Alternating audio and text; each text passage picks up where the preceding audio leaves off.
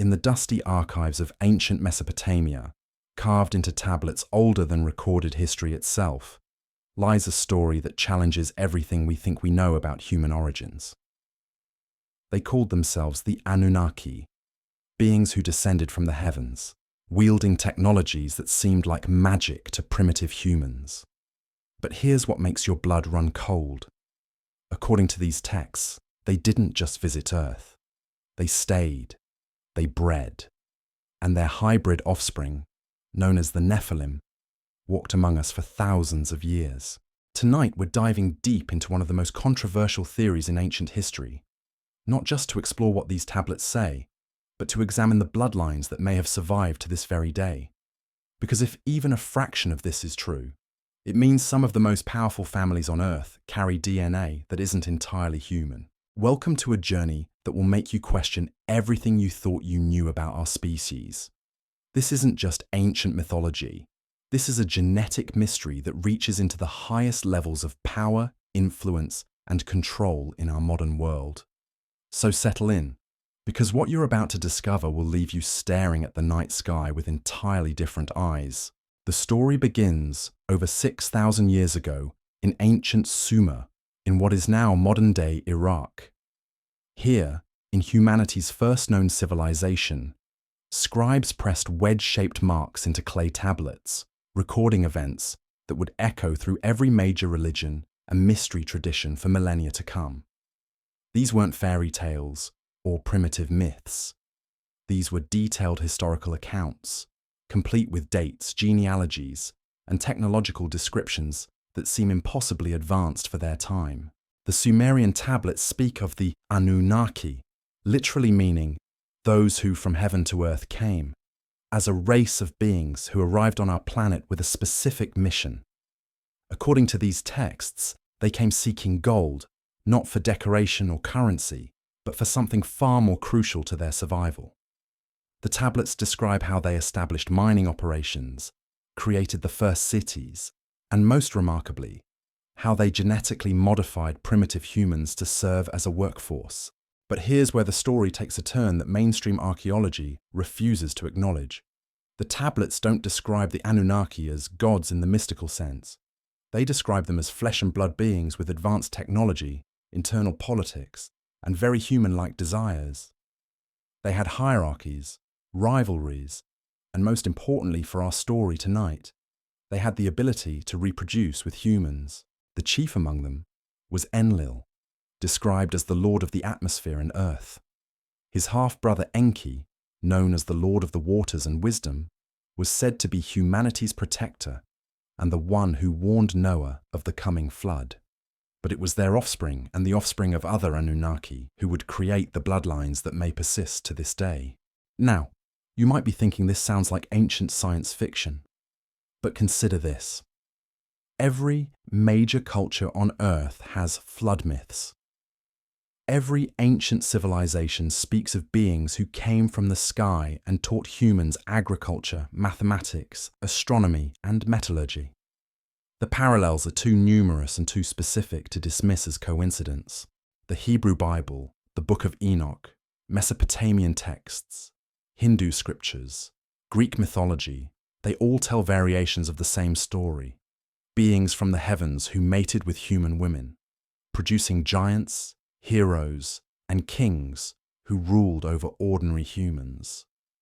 The question isn't whether these stories exist, it's whether they're describing actual historical events. According to the ancient texts, the union between the Anunnaki and human women produced a hybrid race known as the Nephilim. The Hebrew word literally means the fallen ones, or those who cause others to fall. These weren't just larger humans. They were described as possessing abilities that set them apart from ordinary people. Enhanced intelligence, longer lifespans, psychic abilities, and physical characteristics that mark them as different. The book of Genesis mentions them briefly. The Nephilim were on the earth in those days, and also afterward, when the sons of God came into the daughters of men, and they bore children to them. These were the mighty men who were of old, men of renown. But it's the book of Enoch, excluded from the biblical canon, that provides the detailed account of what really happened. According to Enoch, 200 of these watchers descended to earth and took human wives. Their leader, Semjaza, convinced the others to participate in this forbidden union. The children born from these relationships were giants, described as being 300 cubits tall, roughly 450 feet. But more than their size, these Nephilim possessed knowledge and abilities that allowed them to dominate human civilization. They taught humans warfare, the making of weapons, cosmetics, jewelry, and according to some texts, forbidden knowledge about the movements of the stars and the secrets of heaven itself. They became the kings, the heroes, the demigods of ancient mythology. And when they died, their spirits were said to become the demons that would plague humanity forever after. But here's the crucial detail that most people miss. The texts clearly state that the Nephilim survived the flood. Genesis mentions them existing both before and after the deluge. This means that either some escaped the destruction, or the genetic mixing between human and non-human DNA continued even after the floodwaters receded. This is where the bloodline theory begins to take shape. If the Nephilim survived, and if they possessed abilities and knowledge that made them natural rulers, wouldn't they have sought to maintain their genetic advantage? Wouldn't they have established dynasties, preserved their bloodlines, and passed down their secrets through carefully controlled breeding programs? The ancient world is filled with royal families who claimed divine ancestry. The pharaohs of Egypt insisted they were descended from the gods. The kings of Mesopotamia traced their lineage back to the Anunnaki themselves. Greek heroes were said to be half divine. Norse jarls claimed descent from the Aesir. These weren't just political claims. They were statements about genetic heritage. Consider the strange consistency of certain physical traits among ancient royalty.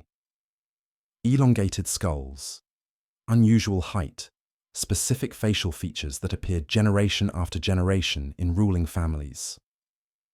Modern DNA analysis has revealed that European royalty, despite coming from different regions and time periods, share remarkably similar genetic markers. They're literally more closely related to each other than to the populations they ruled. But it's not just ancient history. The theory suggests that these bloodlines have been carefully preserved and maintained throughout human civilization. That the same families who ruled in ancient Babylon, Egypt, and Rome evolved into the banking dynasties, political families, and industrial titans who shape our world today. Think about it from a strategic perspective. If you possessed knowledge and abilities that gave you an advantage over ordinary humans, wouldn't you want to preserve those advantages? Wouldn't you create systems, financial, political, religious, that ensured your bloodline remained in positions of power? And wouldn't you be very, very careful about who you allowed into your genetic lineage? This isn't about conspiracy theories or anti-establishment rhetoric. This is about examining the possibility that human civilization has been shaped by a genetic elite whose origins trace back to something far older and stranger than we've been taught to believe. The evidence isn't just in ancient texts. It's in the archaeological record, in genetic studies, in the consistent patterns of power that have persisted across cultures and millennia. It's in the technologies that appeared suddenly in human civilization without any apparent developmental period. It's in the mathematical precision of ancient monuments that we still can't fully explain today. But most compellingly, it's in the bloodlines themselves. When you trace the genealogies of the world's most powerful families, you find connections that span continents and centuries. You find carefully preserved genetic lines that have maintained their dominance through every major historical transition. You find evidence of breeding programs designed to preserve specific traits and abilities. The ancient Sumerian king lists describe rulers who reigned for thousands of years. Mainstream historians dismiss these as mythological exaggerations. But what if they're describing beings with dramatically extended lifespans? What if the genetic modifications that created the Nephilim included longevity that far exceeded normal human limits?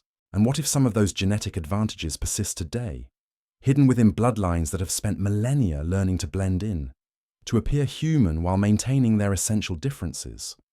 What if the reason certain families have maintained power for so long isn't just wealth or luck, but genuine genetic advantages that most humans simply don't possess? The implications are staggering. It would mean that human history isn't the story of gradual progress and social evolution that we've been taught. It would mean we've been living in a world shaped by genetic castes, where true power has always belonged to those who carry the bloodline of beings who were never entirely human to begin with. But before we dive deeper into the modern evidence, we need to understand exactly what the ancient texts tell us about these bloodlines. Because the more you study the original sources, the more you realize that what we call mythology might actually be the most accurate historical record we have of humanity's true origins. The question isn't whether these stories are true in every literal detail. The question is what they reveal about the genetic legacy that may still be walking among us today.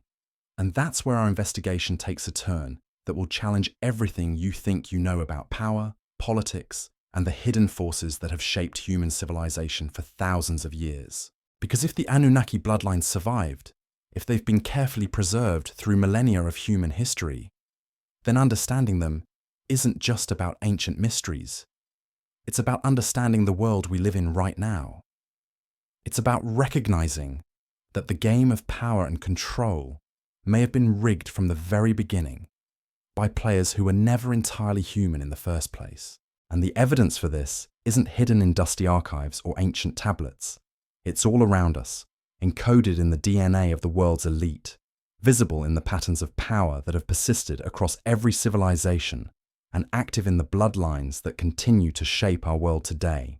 The deeper you dig into the genealogical records of history's ruling classes, the more disturbing the patterns become. It's not just that these families maintained power, it's how they maintained it. Through marriage alliances that weren't about love or politics, but about preserving something in their blood that ordinary humans don't possess. Take the European royal houses, for instance. For over 1,000 years, they've practiced what historians politely call strategic intermarriage. But look closer at the patterns. These aren't random political alliances. They're systematic breeding programs designed to concentrate specific genetic traits within a closed population. The Habsburgs, the Plantagenets, the Romanovs, they all share genetic markers that trace back through carefully documented bloodlines to sources that mainstream genealogy can't quite explain. And it's not just European royalty. The same patterns appear in every major civilization. Ancient Egyptian pharaohs married their siblings to preserve divine blood. Chinese emperors claimed the mandate of heaven through genetic inheritance. Aztec rulers traced their lineage to gods who came from the stars. Japanese emperors maintained their divine bloodline for over 2,000 years through careful genetic preservation. But here's what makes your skin crawl. When you map these bloodlines using modern genetic analysis, you don't find the diversity you'd expect from normal human populations. Instead, you find genetic bottlenecks, points where the genetic pool was deliberately narrowed to preserve specific traits that gave these families advantages that kept them in power generation after generation. What kind of advantages? The ancient texts are surprisingly specific. Enhanced cognitive abilities that allowed them to process complex information faster than normal humans. Longer lifespans that gave them time to accumulate knowledge and wealth across centuries. Psychic abilities that let them manipulate and control others through means that seemed supernatural. And physical characteristics that mark them as different. Taller stature, distinctive facial features, and eye colors that appeared in their bloodlines, but rarely in general populations. Sound familiar? Because if you study the world's most powerful families today, you'll find these same traits appearing again and again. Exceptional intelligence that allows them to dominate complex financial and political systems. Lifespans that consistently exceed statistical averages. An uncanny ability to influence others and predict social trends. And physical characteristics that mark them as belonging to a genetic elite. But it's not just about individual traits. It's about what happens when these bloodlines reproduce. The ancient texts describe how Nephilim offspring inherited abilities from both parents, creating genetic combinations that were more than the sum of their parts. Modern genetics calls this hybrid vigor, the tendency for crossbred organisms to exhibit superior qualities compared to either parent line. Now, imagine this process continuing for thousands of years. Imagine bloodlines that have been selectively breeding not just for political advantage, but for genetic optimization. Imagine families that possess institutional knowledge passed down through generations, combined with genetic advantages that make them naturally superior at acquiring and maintaining power. This isn't speculation. The evidence is hiding in plain sight, encoded in family trees that stretch back centuries, visible in genetic studies that reveal unusual markers in elite populations, and active in breeding programs that continue to this day under the guise of high society marriages and strategic alliances. Consider the banking dynasties that have controlled global finance for centuries. The Rothschilds, the Warburgs, the Medicis, families whose influence spans continents and whose genetic lines have been carefully preserved through strategic marriages. They don't just inherit wealth, they inherit cognitive abilities that allow them to manipulate complex financial systems in ways that seem almost supernatural to ordinary humans. Or look at the political dynasties that have shaped modern history. The Bushes, the Kennedys, the Churchills. Families whose members consistently rise to positions of extreme power despite statistical odds that should make this impossible. They don't just inherit political connections. They inherit charisma, intelligence, and strategic thinking abilities that mark them as genetically different from the populations they govern. But it's the tech billionaires and modern oligarchs that provide the most compelling evidence. These aren't self-made entrepreneurs who rose from nothing through hard work and luck. When you trace their genealogies, you find connections to old money families, to European nobility, to bloodlines that have maintained wealth and power for centuries. They're not disrupting the established order. They're the latest generation of genetic elites adapting to new forms of control. The patterns are too consistent to be coincidental. These families consistently produce individuals with exceptional abilities in whatever field dominates their era. When agriculture was the basis of power, they excelled at land management and population control. When industry became dominant, they led the Industrial Revolution. When finance became the key to global control, they created the banking systems that still govern world economics. And now, as information and technology become the ultimate forms of power, they're leading the digital revolution. This isn't about conspiracy theories or secret societies.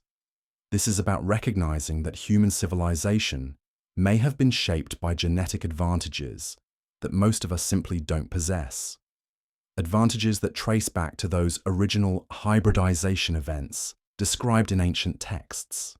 Advantages that have been carefully preserved and concentrated through millennia of selective breeding. And here's the truly unsettling part. If these bloodlines carry genetic modifications that originated with non-human entities, then what we're looking at isn't just social inequality. It's biological hierarchy.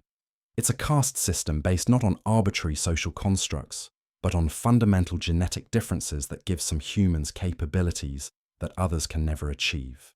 The ancient texts warned about this. They described how the Nephilim would establish kingdoms and rule over ordinary humans not through force alone, but through inherent superiority. They predicted that these bloodlines would create systems of control so sophisticated that most humans wouldn't even recognize they were being dominated by a genetically distinct elite. Look around at our modern world. Look at the concentration of wealth and power in the hands of a few thousand families.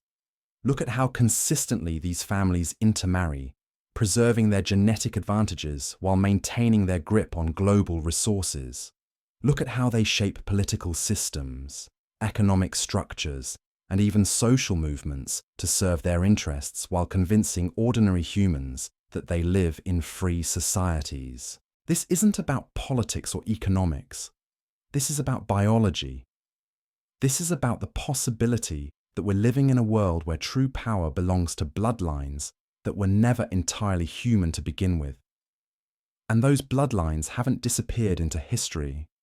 They've evolved, adapted, and positioned themselves at the apex of every system that controls human civilization. But understanding their origins is just the beginning. Because if these bloodlines really do carry genetic modifications that trace back to the Anunnaki, then we need to examine what that means for the rest of us. We need to look at how they've used their advantages to shape not just political and economic systems, but human consciousness itself. We need to understand that the game has been rigged from the beginning by players who possess abilities that most humans can't even comprehend. And we need to recognize that what we call human history might actually be the story of how a hybrid species has systematically dominated and controlled its purely human cousins for thousands of years. The evidence is all around us. In the genetic studies that reveal unusual markers in elite populations, in the genealogical records that trace powerful families back to sources that mainstream history can't explain, in the consistent patterns of dominance that have persisted across every civilization and every era of human development. But most importantly, the evidence is in the bloodlines themselves, still active, still breeding, still maintaining their genetic advantages, while the rest of humanity remains unaware that they're being governed by beings who may not be entirely human at all. And that's where our investigation takes its most disturbing turn. Because if these bloodlines have survived, if they've maintained their power through genetic advantage, then we need to ask the ultimate question: what do they want? What is their endgame? And how far are they willing to go to preserve their dominance over a species that they may not even consider to be their own? The answer to those questions lies not in ancient tablets or genealogical charts, but in the systematic patterns of control that have emerged over the past several centuries. Because if you're a hybrid bloodline with genetic advantages over ordinary humans, your primary concern isn't just maintaining power. It's preventing the rest of humanity from discovering what you really are. Think about it strategically. If your bloodline possesses enhanced cognitive abilities, extended lifespans, and genetic traits that mark you as fundamentally different, your survival depends on three things: staying hidden, controlling the narrative, and managing the human population in ways that serve your long-term interests. And when you examine the major systems that govern human civilization, you'll find evidence of exactly this kind of strategic manipulation. Let's start with education. For thousands of years, these bloodlines have controlled not just what humans learn, but how they think about their own origins and potential. Ancient mystery schools were exclusive institutions where genetic elites passed down knowledge while keeping ordinary humans in spiritual and intellectual darkness. Modern education systems continue this pattern, teaching sanitized versions of history that eliminate any reference to non-human influences on human development. Why do you think ancient astronaut theories are ridiculed in academic circles? Why are researchers who investigate genetic anomalies in elite populations marginalized or discredited? Why do mainstream historians dismiss thousands of ancient texts that describe the same basic story of beings from the sky who bred with humans? It's not because the evidence isn't there. It's because acknowledging that evidence would expose the genetic basis of power structures that have controlled civilization for millennia. Then there's religion. Every major faith tradition contains fragments of the original story. Beings from heaven who mated with human women, producing hybrid offspring who became the rulers and heroes of the ancient world. But these stories have been carefully edited, mythologized, and reinterpreted to hide their literal meaning. The Nephilim become angels or demons. The Anunnaki become gods. The genetic reality becomes spiritual metaphor. This wasn't accidental. Religious institutions have been controlled by the same bloodlines for thousands of years. They've used spiritual authority to manage human consciousness, redirecting natural curiosity about our origins into systems of belief that keep people focused on the afterlife rather than the genetic reality of this one. They've turned humanity's search for truth into worship of the very beings who have been controlling them all along. But it's the modern systems of control that reveal the true scope of what we're dealing with. Because as human population has grown and technology has advanced, these bloodlines have had to develop increasingly sophisticated methods of management. Methods that go far beyond traditional forms of political or economic control. Consider the media landscape. 6 corporations control 90% of what Americans read, watch, and hear. When you trace the ownership of these corporations, you find the same patterns. Boards of directors dominated by individuals from bloodlines that trace back centuries, genetic connections between media moguls that span continents, and editorial policies that consistently suppress investigation into exactly the topics we're discussing tonight. This isn't about liberal or conservative bias. This isn't about political agendas or corporate profit margins. This is about information control designed to prevent ordinary humans from recognizing that they're being governed by a genetically distinct elite. Every time someone gets close to exposing the bloodline connections, the story gets buried, the researcher gets discredited, or the investigation simply disappears from public attention. The same patterns appear in scientific research. Studies that reveal genetic anomalies in elite populations get their funding cut. Researchers who investigate ancient DNA samples that don't fit accepted models of human evolution find their careers destroyed. Archaeological discoveries that support ancient astronaut theories get locked away in private collections or museum basements, where the public will never see them. But it's not just about suppressing information. It's about actively shaping human consciousness to make the truth seem impossible to believe. They've created a culture where anyone who questions official narratives gets labeled as a conspiracy theorist. They've weaponized skepticism, turning humanity's natural critical thinking abilities against anyone who gets too close to uncomfortable truths. And then there's population management. If you're a genetic elite ruling over billions of ordinary humans, your biggest concern is numbers. Too many humans. And they might eventually overwhelm your advantages through sheer statistical probability. Too few, and you lose the workforce that maintains your civilization.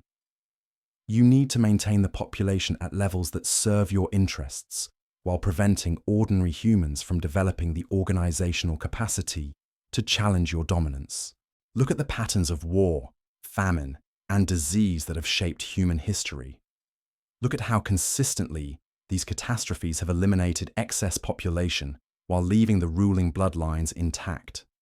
Look at modern depopulation agendas disguised as environmental policies, health initiatives, and social programs. These aren't random events or humanitarian concerns.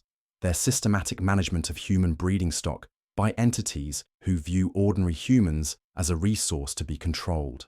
The genetic evidence supports this theory in ways that should terrify anyone who understands the implications. Modern DNA analysis has revealed that human genetic diversity is remarkably low compared to other species.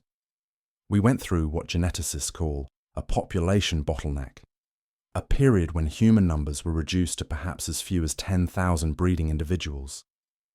Mainstream science attributes this to natural disasters or climate change. But what if it was something else entirely? What if it was the result of systematic culling by hybrid bloodlines who needed to prevent ordinary humans from developing genetic advantages that might threaten their dominance? What if the bottleneck wasn't natural selection, but artificial selection designed to preserve a genetic hierarchy where enhanced beings maintained permanent superiority over their purely human subjects? The timeline fits perfectly with the ancient accounts.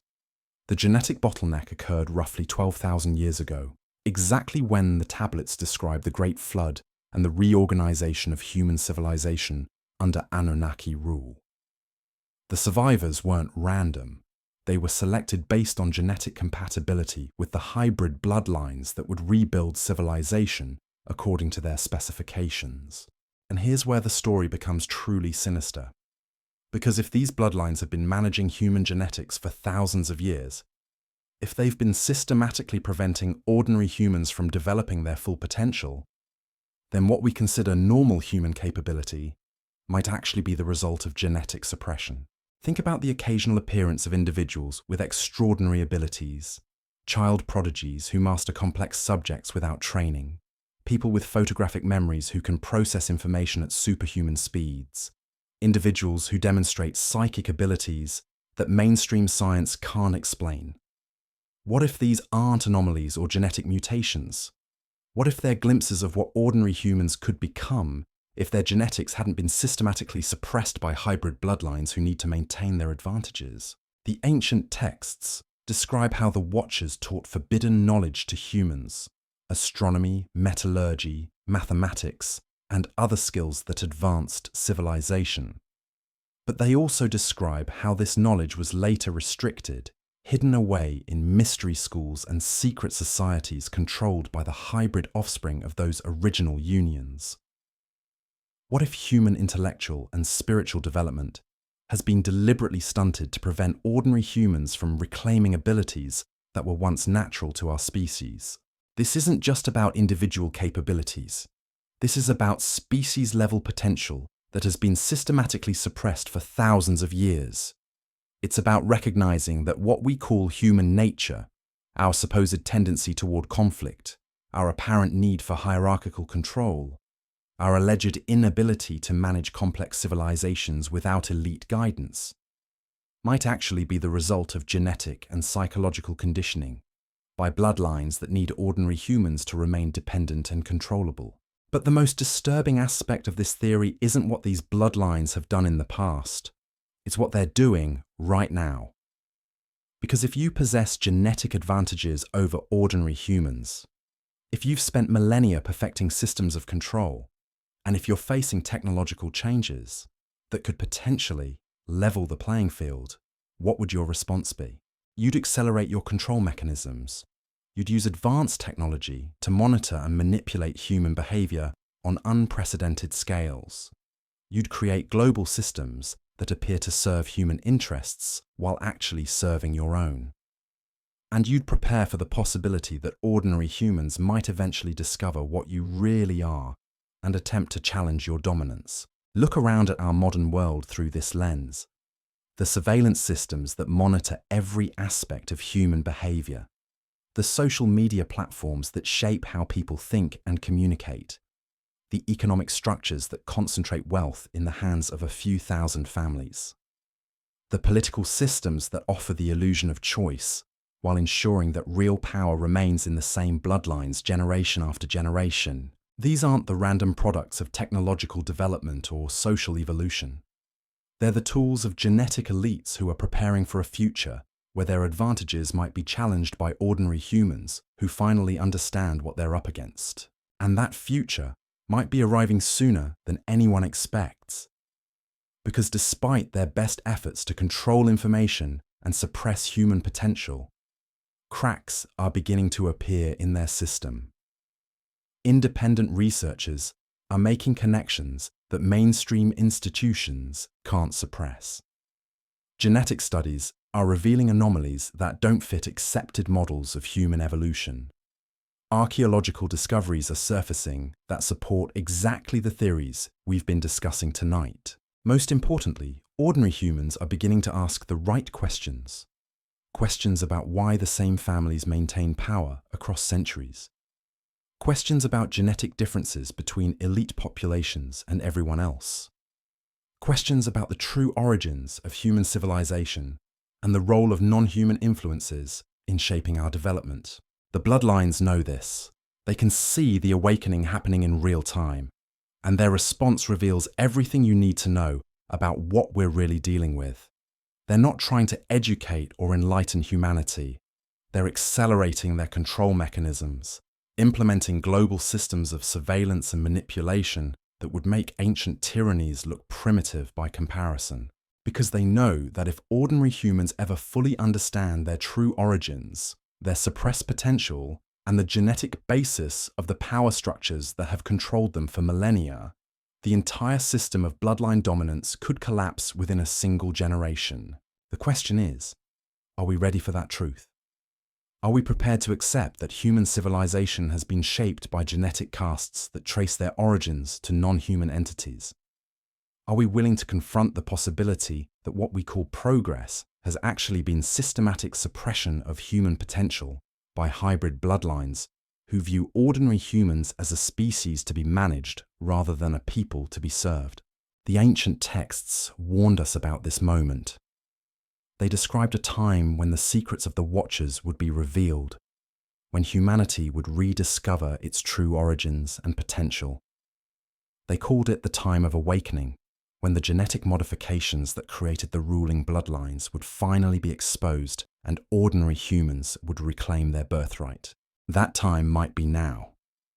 But understanding the truth is only the beginning, because if these bloodlines really do carry the genetic legacy of beings who were never entirely human, then confronting them isn't just about political or social change.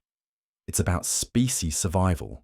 It's about determining whether the future belongs to hybrid elites who view themselves as humanity's genetic superiors, or to the billions of ordinary humans who are finally ready to reclaim their world from bloodlines that should never have been allowed to rule in the first place. The evidence isn't just in dusty genealogical records or ancient tablets carved in forgotten languages.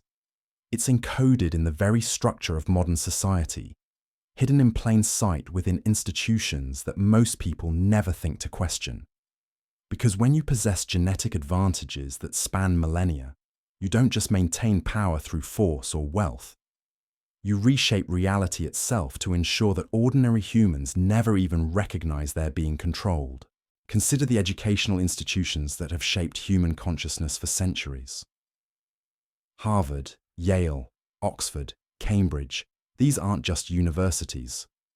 They're breeding grounds where bloodline families have sent their offspring for generations, not just to learn, but to network, intermarry, and preserve their genetic advantages within carefully controlled social circles. The secret societies within these institutions, Skull and Bones, the Bullingdon Club, various Masonic lodges, aren't fraternal organizations. They're genetic preservation societies, designed to identify and integrate individuals who carry the bloodline markers, while excluding those who don't. When you examine the membership rolls of these societies, the patterns become impossible to ignore. The same surnames appear generation after generation, connected by bloodlines that trace back through European nobility to sources that mainstream genealogy simply can't explain. These aren't coincidences or the natural result of social privilege. They're systematic breeding programs disguised as academic traditions, but it goes deeper than education. The financial systems that control global economics weren't designed by ordinary humans struggling to create fair markets. They were crafted by bloodlines with cognitive abilities that allow them to manipulate complex systems in ways that seem almost supernatural to normal human intelligence. The derivatives markets, the currency manipulation schemes, the boom and bust cycles that transfer wealth from ordinary people to elite families. These aren't accidents or the inevitable result of capitalist economics. They're sophisticated harvesting mechanisms designed by genetic elites who understand human psychology and economic behavior at levels that normal humans simply cannot comprehend. Think about it from their perspective. If you possessed enhanced cognitive abilities inherited from non-human entities, if you could process information faster and see patterns that escape ordinary human perception, wouldn't you use those advantages to create systems that automatically channel resources toward your bloodline? Wouldn't you design economic structures that appear fair on the surface while actually functioning as wealth extraction mechanisms that benefit only those with the genetic capacity to understand and manipulate them? The banking dynasties that have controlled global finance for centuries didn't achieve their dominance through luck or hard work. They inherited cognitive architectures that allow them to think in ways that ordinary humans cannot match.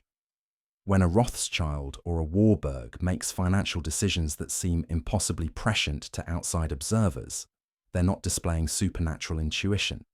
They're using genetic advantages that allow them to process economic data and predict human behavior with accuracy that appears magical to those who lack their bloodline heritage. And these advantages compound over generations. Each bloodline family doesn't just inherit wealth, they inherit institutional knowledge, strategic thinking patterns, and cognitive abilities that have been refined through centuries of selective breeding. They don't just learn how to manipulate markets, they inherit the neural architecture that makes such manipulation instinctive, natural, effortless. But financial control is just one layer of their dominance. The real power lies in their ability to shape human consciousness itself, to determine not just what people think, but how they think. And nowhere is this more evident than in the media systems that have emerged over the past century. When you trace the ownership structures of major media corporations, you find the same bloodline patterns that appear in banking, politics, and academia. The families that control information flow aren't just wealthy entrepreneurs who built media empires. They're genetic elites who understand the necessity of managing human consciousness to maintain their dominance. They don't just own newspapers and television networks. They own the lens through which ordinary humans perceive reality. This isn't about liberal or conservative bias, left-wing or right-wing propaganda. This is about something far more fundamental: the systematic prevention of ordinary humans from asking the right questions about their own origins and potential. Every major media corporation has editorial policies that discourage investigation into genetic differences between elite populations and everyone else. Every mainstream news organization treats ancient astronaut theories as fringe nonsense despite the overwhelming archaeological evidence. Every documentary that gets close to exposing bloodline connections mysteriously loses funding or gets buried in distribution. The pattern is too consistent to be accidental. When researchers like Zecharia Sitchin begin translating ancient tablets that describe genetic manipulation by non-human entities, their work gets marginalized by academic institutions controlled by the same bloodlines those tablets describe. When geneticists discover unusual markers in elite populations, their studies get their funding cut, or their results get suppressed. When archaeologists uncover evidence that supports alternative theories of human development, their discoveries get locked away in private collections where the public will never see them. But it's not just about suppressing information. It's about actively conditioning human consciousness to reject certain possibilities before they can even be properly examined. They've weaponized skepticism itself, creating a culture where anyone who questions official narratives automatically gets labeled as mentally unstable, scientifically illiterate, or dangerously delusional. This psychological conditioning starts early and runs deep. Children are taught in schools controlled by bloodline families to accept certain assumptions about human nature, historical development, and the limits of human potential. They learn that extraordinary abilities are either fictional or pathological. They're conditioned to believe that hierarchical control is natural and necessary, that ordinary humans require elite guidance to function in complex societies, that questioning established authorities is a sign of mental instability rather than intellectual courage. By the time most people reach adulthood, they've been so thoroughly conditioned that they literally cannot process information that contradicts their programmed worldview. Show them genetic evidence of bloodline advantages, and they'll dismiss it as pseudoscience. Present them with archaeological discoveries that support ancient astronaut theories, and they'll laugh it off as fantasy. Explain the consistent patterns of power that have persisted across civilizations, and they'll attribute it to coincidence or natural social evolution. This isn't accidental ignorance, it's engineered cognitive limitation.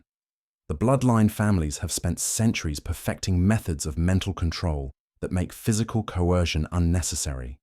They don't need to imprison bodies when they can imprison minds. They don't need to suppress information when they can condition people to suppress their own curiosity.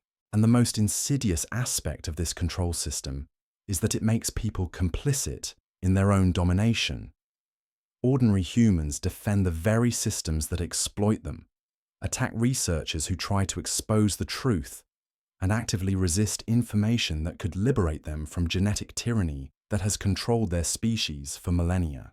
But perhaps the most disturbing evidence of bloodline manipulation isn't in historical records or genetic studies.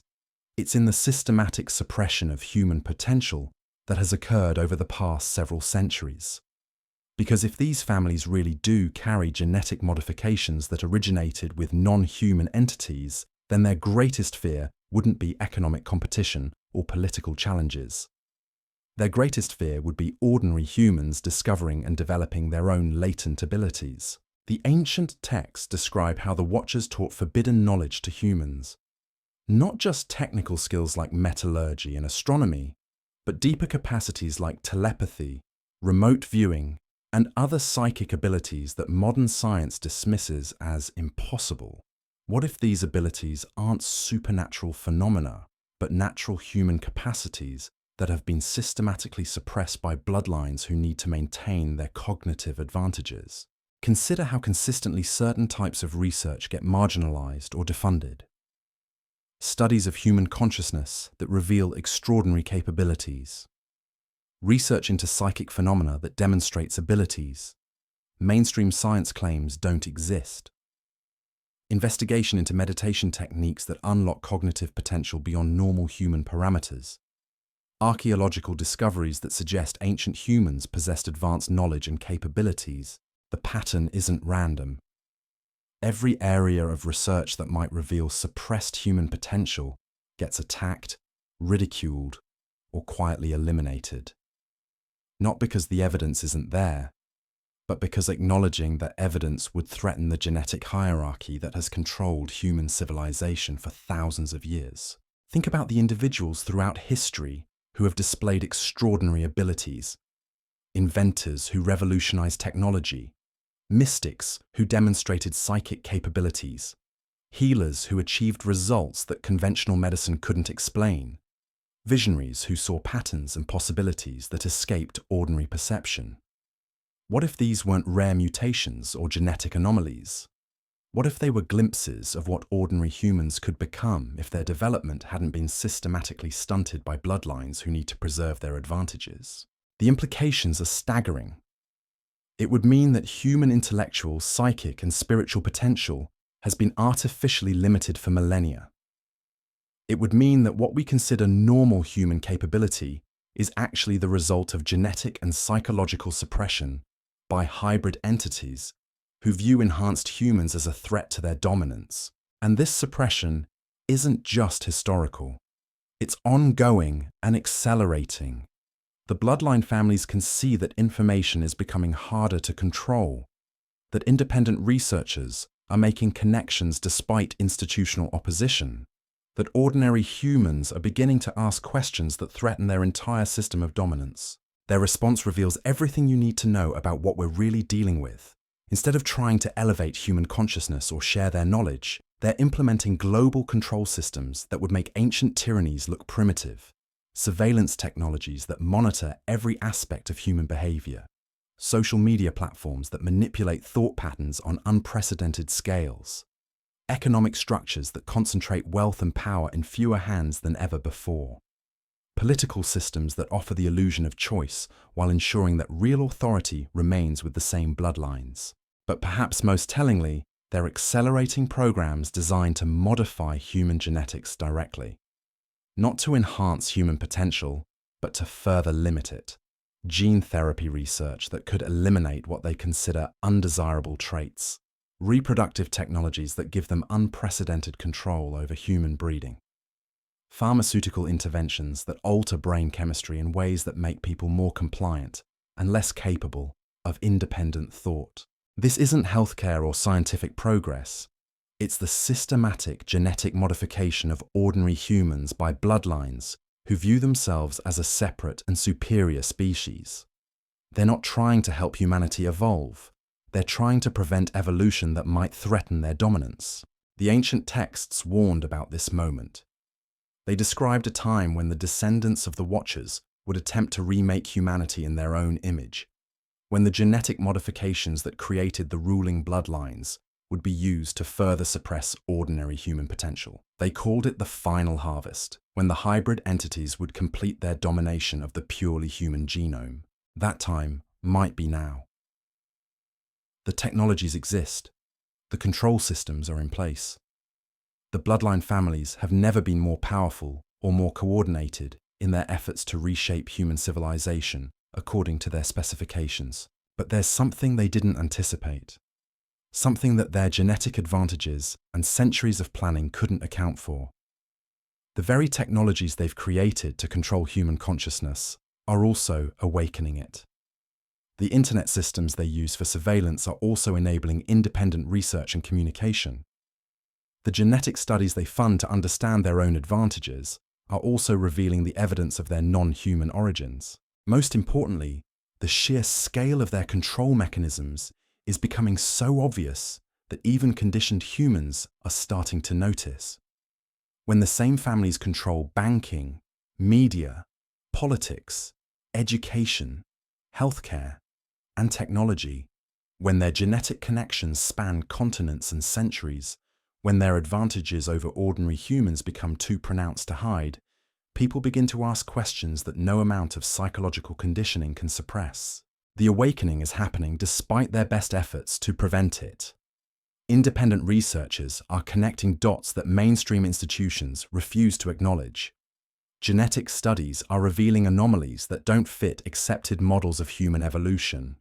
Archaeological discoveries are surfacing that support exactly the theories we've been exploring tonight. And ordinary humans are beginning to recognize that their supposed limitations might not be natural at all, but the result of systematic suppression by bloodlines who have never been entirely human to begin with. The question is no longer whether these bloodlines exist or whether they've shaped human civilization. The evidence is overwhelming. The patterns are undeniable. The genetic markers are detectable. The question is what ordinary humans are going to do with this knowledge. Because understanding the truth about the Anunnaki bloodlines isn't just an intellectual exercise. It's the first step toward reclaiming human potential that has been suppressed for millennia. It's the beginning of recognizing that the limitations we've accepted as natural might actually be artificial constraints imposed by genetic entities who view themselves as humanity's rightful rulers. And once you understand that, once you really grasp the implications of what we've been discussing, everything changes. Your perception of politics, economics, education, media, healthcare, technology, everything shifts when you realize that these systems weren't designed by ordinary humans for ordinary humans, but by hybrid bloodlines to maintain their dominance over a species they consider inferior. The ancient tablets that started our journey tonight weren't just recording historical events. They were warning future generations about what would happen if the genetic modifications that created the Nephilim were allowed to persist unchecked. They were describing a future where hybrid entities would use their advantages to create systems of control, so sophisticated that most humans wouldn't even recognize they were being dominated. That future is our present. But it doesn't have to be our destiny, because the same technologies that have revealed the evidence of bloodline dominance can also be used to overcome it. The same genetic knowledge that exposes their advantages can also help ordinary humans reclaim their suppressed potential. The war for humanity's future isn't being fought with weapons or armies. It's being fought in laboratories and research centers, in educational institutions and media corporations, in the very genetic code that determines what humans can become. And for the first time in thousands of years, ordinary humans have the tools to fight back, but only if they're willing to accept a truth that challenges everything they've been taught to believe about themselves, their origins, and their potential. Only if they're ready to confront bloodlines that have spent millennia perfecting the art of human control. Only if they understand that what's at stake isn't just political freedom or economic justice, but the very future of human consciousness itself. The Anunnaki bloodlines have had their turn shaping human civilization. The question is whether ordinary humans are ready to take it back. The genetic evidence isn't just hiding in genealogical records or ancient tablets. It's written in the very DNA of modern populations, creating patterns that mainstream science struggles to explain. When independent researchers began conducting unauthorized genetic studies on blood samples from elite families, what they discovered should have made international headlines.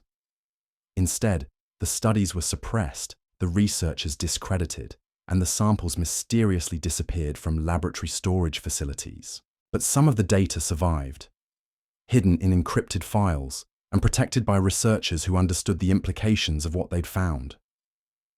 The results paint a picture that challenges everything we think we know about human genetic diversity and the supposed equality of our species. Elite bloodlines consistently show genetic markers that appear nowhere else in human populations.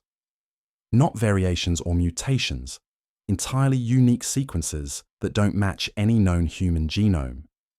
These aren't the kind of differences you'd expect from isolated breeding populations or genetic drift. They're systematic modifications that suggest deliberate intervention at the chromosomal level. More disturbing still, these genetic anomalies cluster around specific capabilities. Enhanced cognitive processing speed that allows for information integration at superhuman levels. Extended telomeres that correlate with dramatically increased lifespans. Neurological structures that enable what can only be described as psychic abilities. Remote viewing, telepathic communication, precognitive awareness of future events. The bloodline families know about these studies. They've been conducting their own genetic research for decades, using resources and technologies that make government programs look primitive.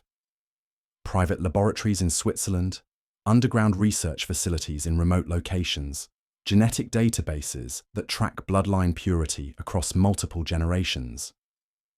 They're not just preserving their advantages, they're enhancing them. Consider the recent advances in genetic engineering that have emerged from research institutions controlled by these families. CRISPR technology that allows for precise genetic modification. Gene therapy techniques that can alter human DNA in living subjects. Reproductive technologies that enable genetic selection and enhancement on unprecedented scales. These aren't humanitarian medical advances. They're tools for biological warfare against ordinary humans. The most chilling aspect of their genetic research isn't what they're adding to their own bloodlines, but what they're removing from everyone else's. Targeted gene therapies disguised as vaccines that disable specific human capabilities. Pharmaceutical interventions that alter brain chemistry in ways that reduce cognitive potential. Environmental toxins that cause genetic damage in ordinary populations, while leaving bloodline families mysteriously unaffected. They're not just maintaining their genetic advantages, they're actively degrading human potential to ensure their dominance remains unchallenged. Every generation of ordinary humans becomes a little less capable, a little more dependent, a little further removed from the abilities that might allow them to recognize and resist bloodline control. But the genetic manipulation goes beyond individual capabilities.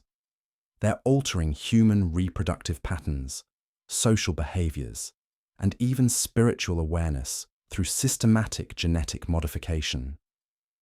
The rising rates of infertility in developed nations. The increasing prevalence of psychological disorders that make people easier to control. The apparent degradation of human intuition and psychic sensitivity. These aren't natural evolutionary trends. They're the result of deliberate genetic warfare against ordinary human populations. The evidence appears in unexpected places. Medical studies that reveal unusual genetic resistance to certain diseases in elite populations. Genealogical databases that show impossible longevity patterns in specific bloodlines. Neurological research that demonstrates cognitive abilities in bloodline families that exceed normal human parameters by orders of magnitude. Most tellingly, the genetic evidence explains why certain families have maintained power across civilizations that span thousands of years. It's not just wealth or political connections. It's biological superiority that gives them advantages. Ordinary humans cannot overcome through effort or intelligence alone. They're literally a different species masquerading as human, using genetic camouflage to hide their true nature, while systematically exploiting their purely human subjects. The ancient Sumerian tablets describe this process in detail. The Anunnaki didn't just create hybrid offspring, they established genetic castes designed to maintain permanent hierarchy, The tablets speak of genetic modifications that would ensure the hybrid bloodlines could never be challenged by their human subjects, alterations that would make resistance not just difficult, but biologically impossible. And those modifications persist today, encoded in bloodlines that have spent millennia perfecting their genetic advantages while systematically degrading human potential. The playing field isn't just uneven, it's been deliberately tilted to ensure that ordinary humans can never compete with entities who possess capabilities that originated with non-human intelligence.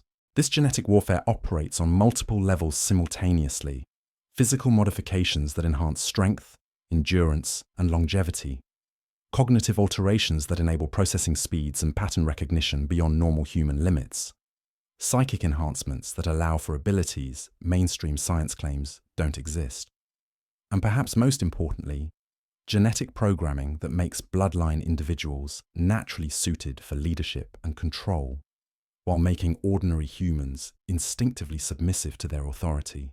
The implications extend far beyond individual advantages. If these bloodlines carry genetic modifications that originated with extraterrestrial or interdimensional entities, then human civilization has been shaped by non-human intelligence for thousands of years. Every major historical development, every technological advance, every social structure that has emerged during recorded history has been guided by beings whose genetic heritage traces back to sources that existed before purely human consciousness evolved. But the genetic evidence also reveals something the bloodline families don't want ordinary humans to discover. The modifications work both ways. The same genetic alterations that give them advantages also create vulnerabilities that purely human genetics don't possess.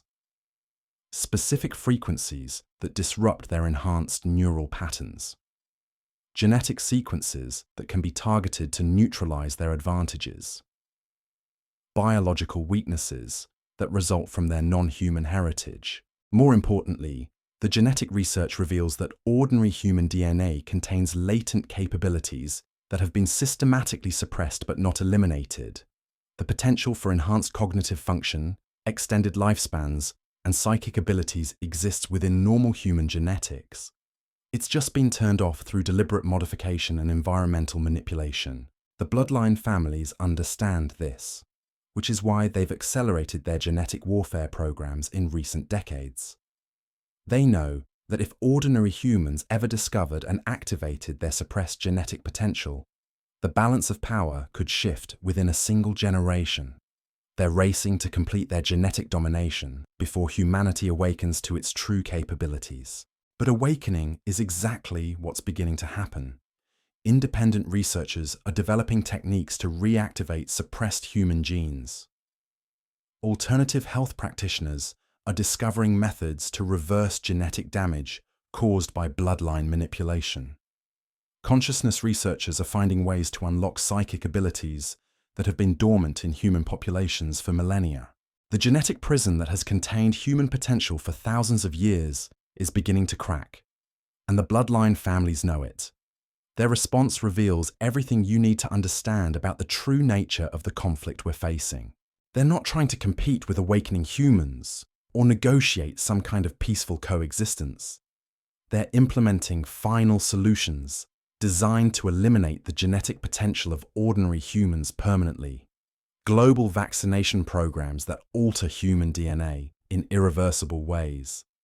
Environmental modifications that cause specific genetic damage to non-bloodline populations. Reproductive technologies that give them direct control over human breeding and genetic development. This isn't about maintaining their advantages. It's about preventing ordinary humans from ever developing the capabilities that would allow them to challenge bloodline dominance. They're attempting to complete a genetic genocide that began thousands of years ago, using modern technology to finish what the Anunnaki started when they first modified human genetics to create a slave species. But the same technologies that enable their genetic warfare also provide the tools for genetic liberation. The human genome can be repaired, enhanced, and optimized using techniques that are becoming available to independent researchers. The suppressed capabilities can be reactivated, the damage can be reversed, and the genetic advantages can be democratized rather than concentrated in bloodline families. The question is whether ordinary humans will recognize what's happening and take action before the genetic modifications become irreversible. Because once the bloodline families complete their genetic domination, once they've permanently altered human DNA to eliminate the potential for resistance, the window for liberation will close forever. The evidence is all around us, encoded in genetic studies that reveal impossible patterns, hidden in medical research that demonstrates bloodline advantages, visible in the systematic degradation of human potential that has accelerated over recent decades. The genetic war for humanity's future is happening right now, in laboratories and research centers, in the very DNA that determines what humans can become. And the outcome of that war will determine whether the next generation of humans inherits the suppressed potential of their ancestors, or whether they become the final product of a genetic modification program designed to create permanent biological slavery to bloodlines that were never entirely human to begin with. The ancient tablets that began our investigation tonight weren't just recording history. They were documenting the beginning of a genetic experiment that continues to this day. An experiment designed to create a hybrid ruling class with permanent advantages over their purely human subjects. An experiment that has shaped every aspect of human civilization for thousands of years. But experiments can be reversed. Genetic modifications can be undone. Suppressed capabilities can be reactivated. The question is whether humanity will awaken to its true potential before the bloodline families complete their genetic domination of our species. The war for human consciousness isn't just about information or political control. It's about the very genetic code that determines what humans can become. And for the first time in millennia, ordinary humans have the tools to fight back. The question is whether they'll use them before it's too late.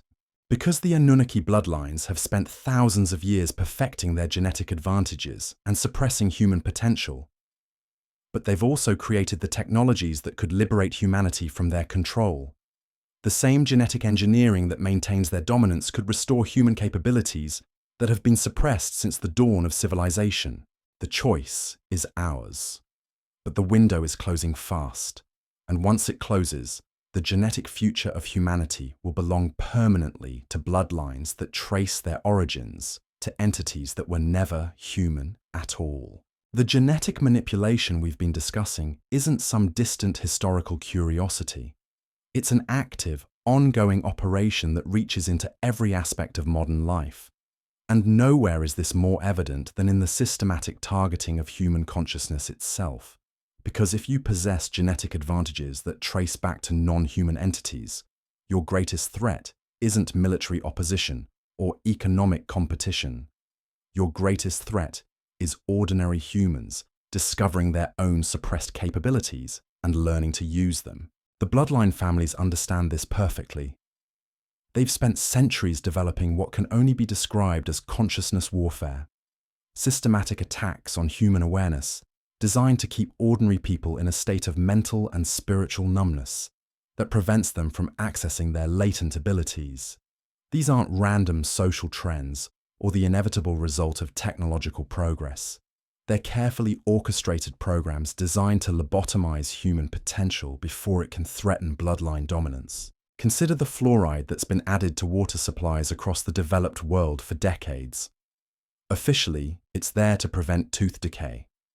But independent research reveals something far more sinister. Fluoride accumulates in the pineal gland, the small organ in the brain, that ancient traditions identified as the seat of psychic awareness and spiritual insight. The chemical literally calcifies this gland, blocking the neural pathways that enable enhanced consciousness and psychic abilities. The bloodline families know this. Their private water supplies are meticulously filtered to remove every trace of fluoride and other consciousness-suppressing chemicals. While ordinary humans consume neurotoxins with every glass of water, the genetic elites preserve their enhanced cognitive abilities by avoiding the very substances they've introduced into public water systems. But fluoride is just the beginning. The electromagnetic radiation from cellular networks, Wi-Fi systems, and smart devices creates a constant interference pattern that disrupts human brainwave frequencies. These aren't accidental side effects of modern technology. They're deliberate features designed to prevent ordinary humans from achieving the meditative states that unlock suppressed genetic potential. Independent researchers have discovered that specific frequencies can activate dormant DNA sequences, enhance cognitive function, and enable psychic abilities that mainstream science claims don't exist. The bloodline families have weaponized this knowledge, using technology to broadcast interference patterns that block these beneficial frequencies while amplifying signals that keep human consciousness trapped in lower vibrational states. The evidence appears in unexpected places. Studies showing dramatic increases in attention disorders, anxiety, and depression that correlate precisely with the rollout of new wireless technologies. Research revealing that human creativity and problem-solving abilities decline in direct proportion to electromagnetic exposure. Medical data demonstrating that the same brain regions affected by consciousness-suppressing frequencies are those associated with psychic abilities and enhanced intuition. Most tellingly, the bloodline families themselves live in carefully shielded environments that protect them from the very radiation they've saturated the general population with. Their homes, offices, and private facilities use advanced shielding technologies that block electromagnetic interference while amplifying the frequencies that enhance cognitive function and psychic awareness. They're not just preserving their genetic advantages, they're creating environmental conditions that suppress ordinary human consciousness while optimizing their own enhanced capabilities. It's a form of technological genocide that targets the very essence of human awareness, ensuring that ordinary people remain trapped in mental states that make resistance impossible. The pharmaceutical industry provides another vector for consciousness suppression.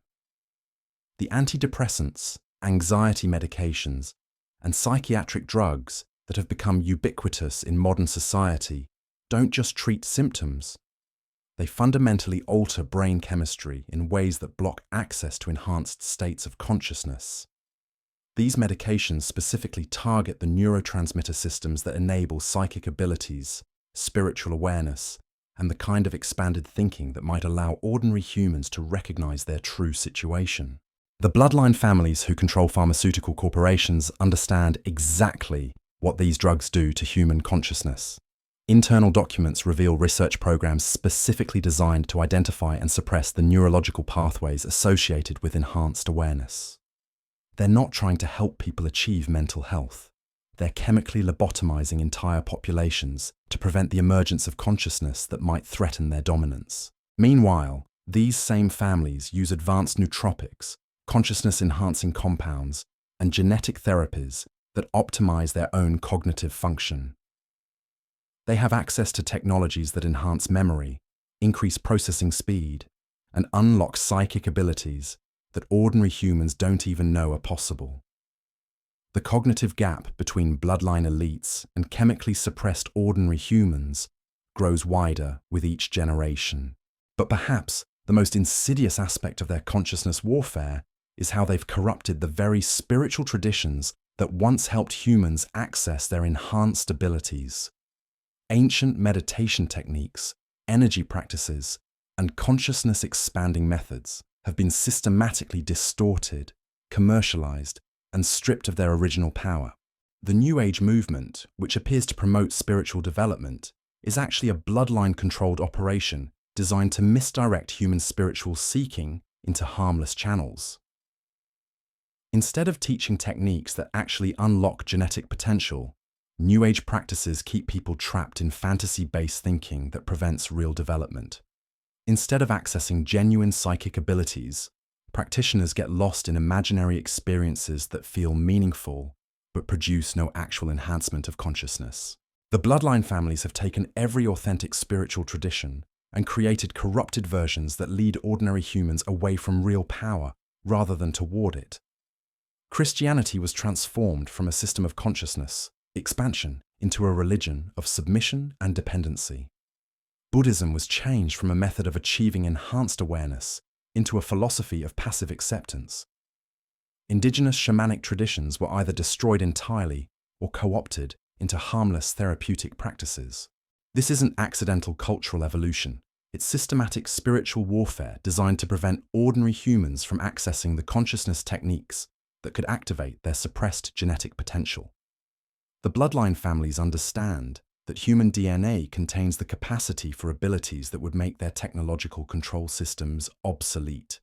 So they've created spiritual distractions that keep people busy with ineffective practices, while the real techniques remain hidden in secret societies controlled by the bloodlines themselves. The educational system provides another layer of consciousness suppression. Children are conditioned from an early age to think in ways that make enhanced awareness impossible.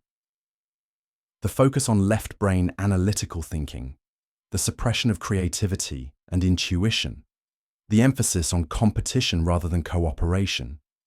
These aren't random pedagogical choices. They're deliberate programming designed to prevent young humans from developing the cognitive patterns that enable psychic abilities and expanded consciousness. Meanwhile, bloodline children receive entirely different educations in private institutions that cultivate exactly the abilities being suppressed in public schools. They learn meditation techniques that enhance cognitive function. They study consciousness development methods that unlock genetic potential. They practice psychic abilities that mainstream education claims are impossible. By adulthood, the cognitive gap between bloodline individuals and ordinary humans has become insurmountable. Not because of genetic differences alone, but because of systematic consciousness suppression that prevents ordinary humans from accessing capabilities that exist within their own DNA. The media systems that shape human perception complete the consciousness suppression program.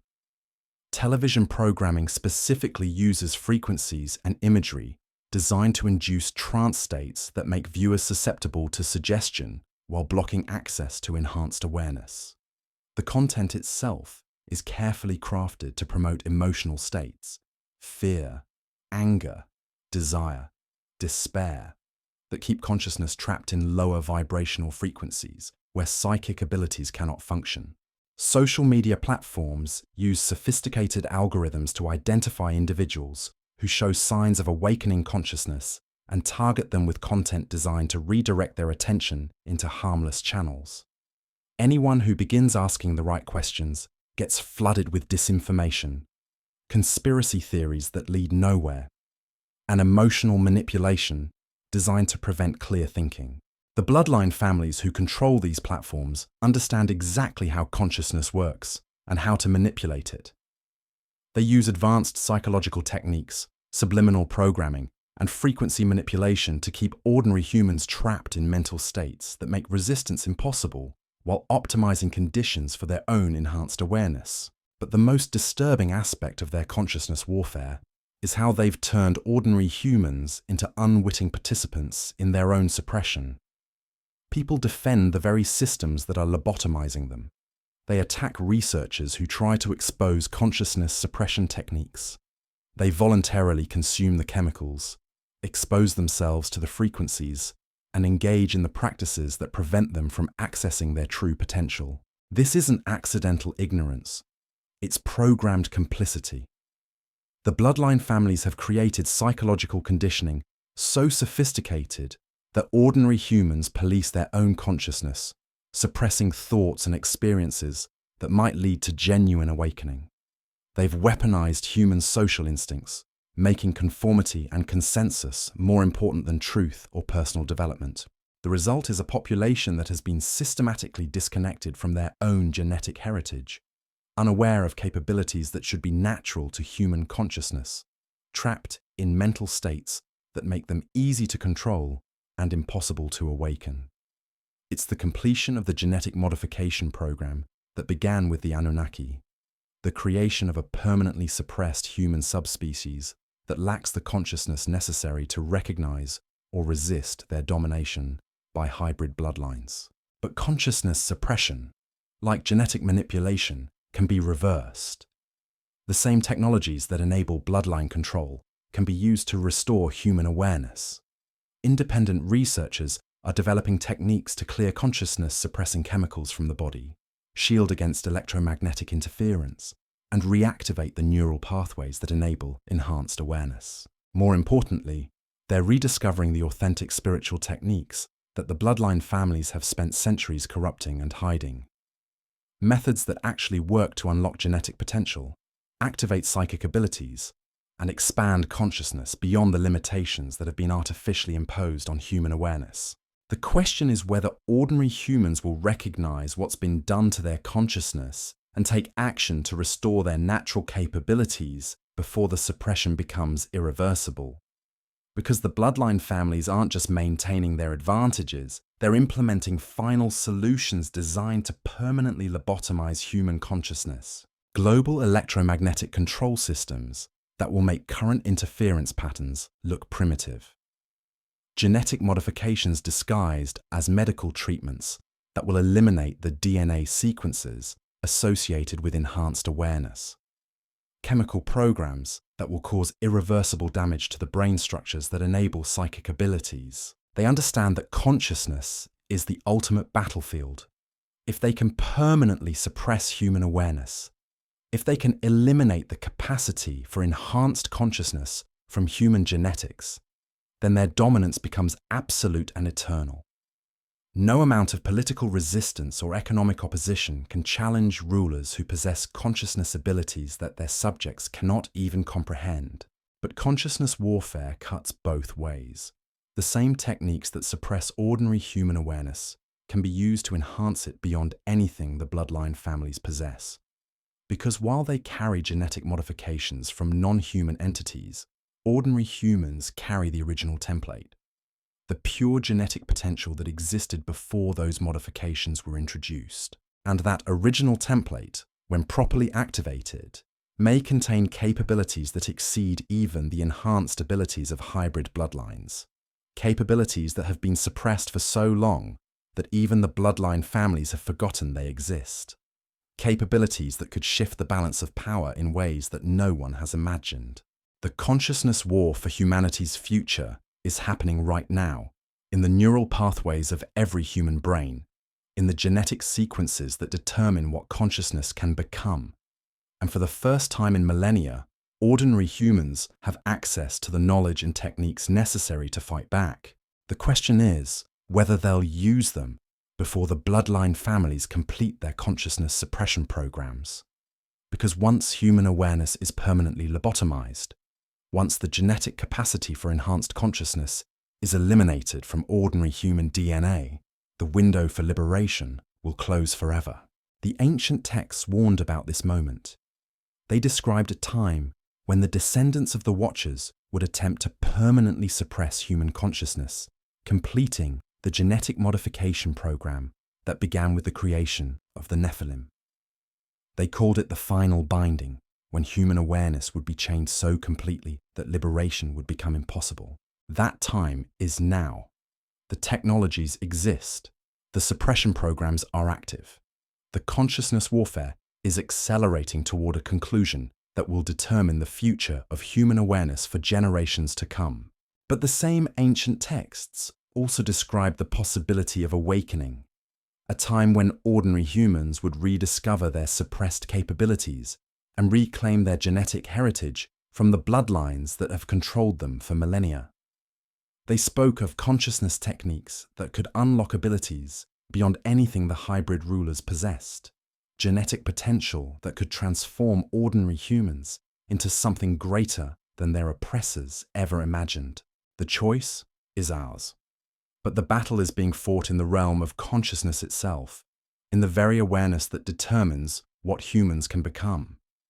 And the outcome of that battle will determine whether future generations inherit the suppressed potential of their ancestors, or whether they become the final product of a consciousness suppression program designed to create permanent mental slavery to bloodlines that were never entirely human to begin with. The war for human consciousness isn't coming, it's here. And every human being alive today is both a battlefield and a potential warrior in a conflict that will determine the genetic and spiritual future of our entire species. The consciousness suppression programs we've been discussing aren't just targeting individual awareness, they're systematically dismantling the collective human memory that might allow our species to recognize what we've lost. Because if ordinary humans ever remembered what their ancestors were capable of before the genetic modifications began, if they understood the true scope of abilities that have been bred out of general populations, the entire system of bloodline control would collapse within a generation.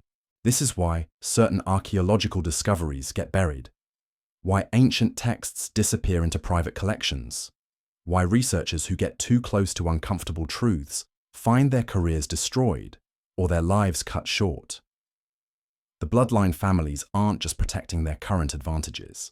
They're erasing the evidence that ordinary humans were once capable of abilities that made genetic hierarchy unnecessary. Consider the megalithic structures that appear across every continent on Earth. Massive stone blocks weighing hundreds of tons, moved and positioned with precision that modern engineering can barely match, created by civilizations that supposedly lacked advanced technology. The official explanation, that ancient humans accomplished these feats through primitive methods and brute force, becomes laughable when you examine the actual evidence. These structures weren't built by ordinary humans using conventional techniques. They were created by individuals who possessed abilities that have been systematically bred out of modern populations. Abilities that allowed them to manipulate matter and energy in ways that seem impossible to genetically suppressed humans today. The bloodline families know this. Their private archives contain detailed records of the technologies and abilities that existed before the genetic suppression programs began. They understand exactly what ordinary humans were capable of when their genetic potential remained intact. And they've spent centuries ensuring that this knowledge never reaches public awareness. But traces of the truth survive in unexpected places. Ancient texts that describe humans levitating massive stones through sound frequencies. Archaeological evidence of precision cutting and drilling that exceeds modern capabilities. Genetic studies that reveal how dramatically human cognitive potential has declined over the past several thousand years. Most tellingly, indigenous traditions around the world preserve memories of ancestors who possessed abilities that modern humans consider supernatural. The capacity to communicate telepathically across vast distances, the ability to heal through energy manipulation, techniques for accessing information from what they called the Akashic Records, a quantum field containing all knowledge that exists or has ever existed. These weren't primitive superstitions or mythological fantasies. They were descriptions of natural human capabilities that existed before genetic modification programs reduced ordinary humans to their current limited state. Capabilities that the bloodline families have preserved within their own genetics while systematically eliminating them from general populations. The evidence appears in the strangest places. Medical studies showing that certain bloodline families possess neural structures that don't appear in normal human anatomy. Archaeological discoveries of ancient skulls with cranial features that suggest dramatically enhanced brain capacity.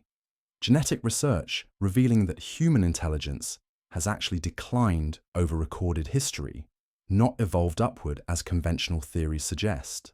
But perhaps the most compelling evidence comes from the rare individuals who somehow escaped the genetic suppression and retained fragments of original human capabilities. The savants who demonstrate impossible mathematical abilities without training. The psychics who consistently demonstrate telepathic and precognitive abilities under controlled conditions. The healers who achieve results that conventional medicine cannot explain or replicate. These aren't genetic mutations or anomalies. They're glimpses of what ordinary humans were designed to be before the bloodline families began their genetic modification programs. They represent the suppressed potential that exists within human DNA, waiting to be reactivated by individuals who understand how to bypass the genetic locks that keep these abilities dormant. The bloodline families understand this threat perfectly, which is why they've created entire industries designed to discredit, marginalize, and eliminate individuals who display enhanced abilities. The medical establishment that pathologizes psychic experiences as mental illness. the educational system that identifies and suppresses gifted children who show signs of unusual capabilities, the media apparatus that ridicules and dismisses evidence of human potential that exceeds accepted parameters. They've turned the rare appearance of enhanced abilities into proof of pathology rather than evidence of suppressed human heritage. Anyone who demonstrates telepathic abilities gets labeled as delusional. Individuals who show precognitive awareness are dismissed as fantasists. People who achieve healing results through energy manipulation are attacked as frauds or charlatans. This systematic suppression of enhanced individuals serves multiple purposes. It prevents ordinary humans from recognizing that these abilities are natural to their species. It eliminates potential threats to bloodline dominance before they can develop their full capabilities. And it maintains the illusion that genetic hierarchy is based on natural superiority rather than artificial modification. But the suppression is becoming harder to maintain as more individuals begin displaying abilities that shouldn't exist according to official models of human potential. Independent researchers are documenting cases of spontaneous psychic awakening, genetic activation events that unlock dormant DNA sequences, and consciousness expansion experiences that restore capabilities that have been suppressed for generations. The bloodline families are responding with increasing desperation, accelerating their genetic modification programs and consciousness suppression techniques. They understand that if even a small percentage of ordinary humans activate their suppressed potential, the balance of power could shift irreversibly. Their advantages depend on maintaining a population that doesn't know what it's capable of becoming. This is why the current moment is so critical. We're witnessing the convergence of multiple factors that could trigger mass awakening of human potential. Advanced technologies that can detect and measure psychic abilities. Genetic techniques that can identify and reactivate suppressed DNA sequences. Consciousness methods that can bypass the mental conditioning that keeps abilities dormant. Most importantly, we're seeing the emergence of information networks that allow ordinary humans to share knowledge and experiences despite bloodline control of mainstream media and educational institutions. For the first time in millennia, individuals who display enhanced abilities can connect with others who share similar experiences, creating communities of practice that support the development of suppressed capabilities.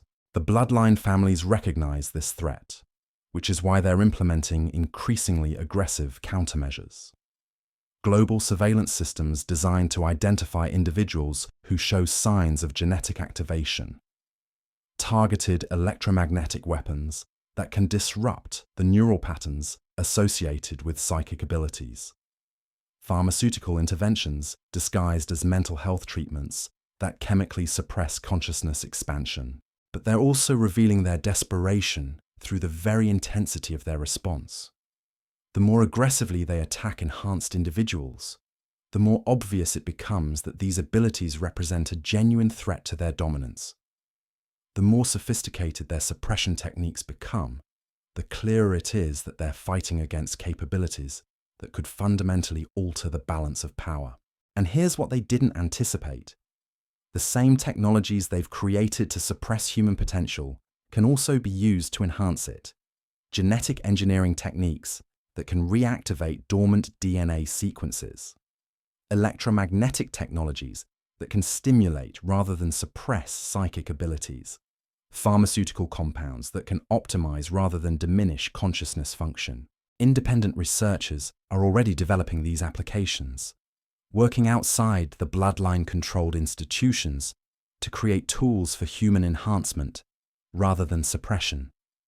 Underground networks of scientists, consciousness researchers, and genetic engineers who understand that the future of humanity depends on reclaiming capabilities that have been artificially suppressed for thousands of years.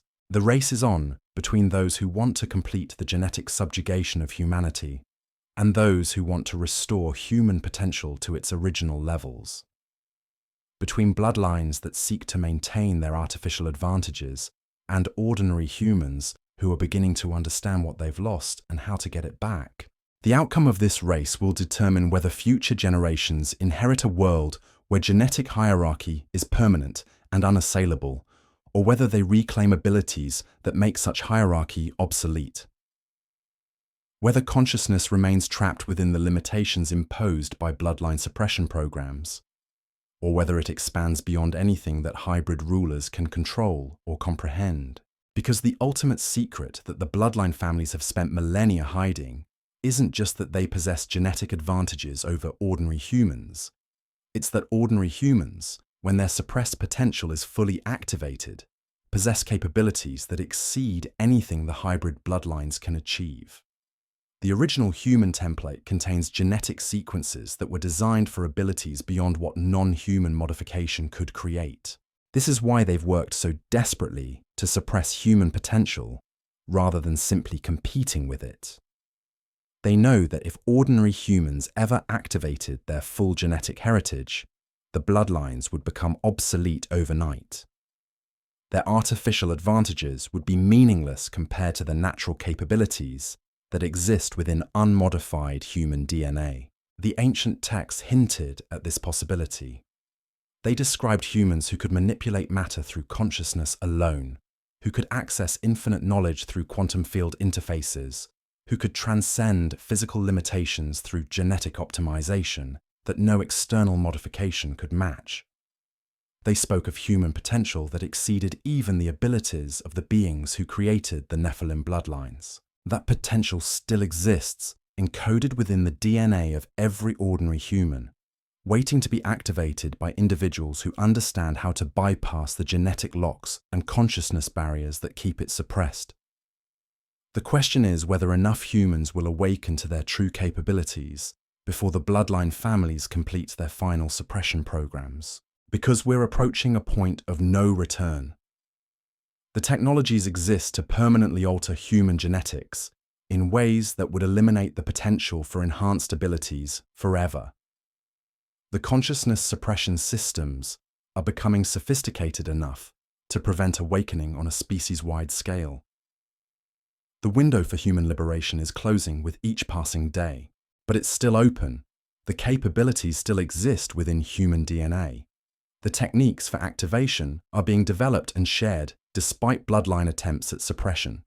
The awakening is happening, person by person, ability by ability, consciousness by consciousness. The war for humanity's genetic and spiritual future isn't just about political control or economic dominance.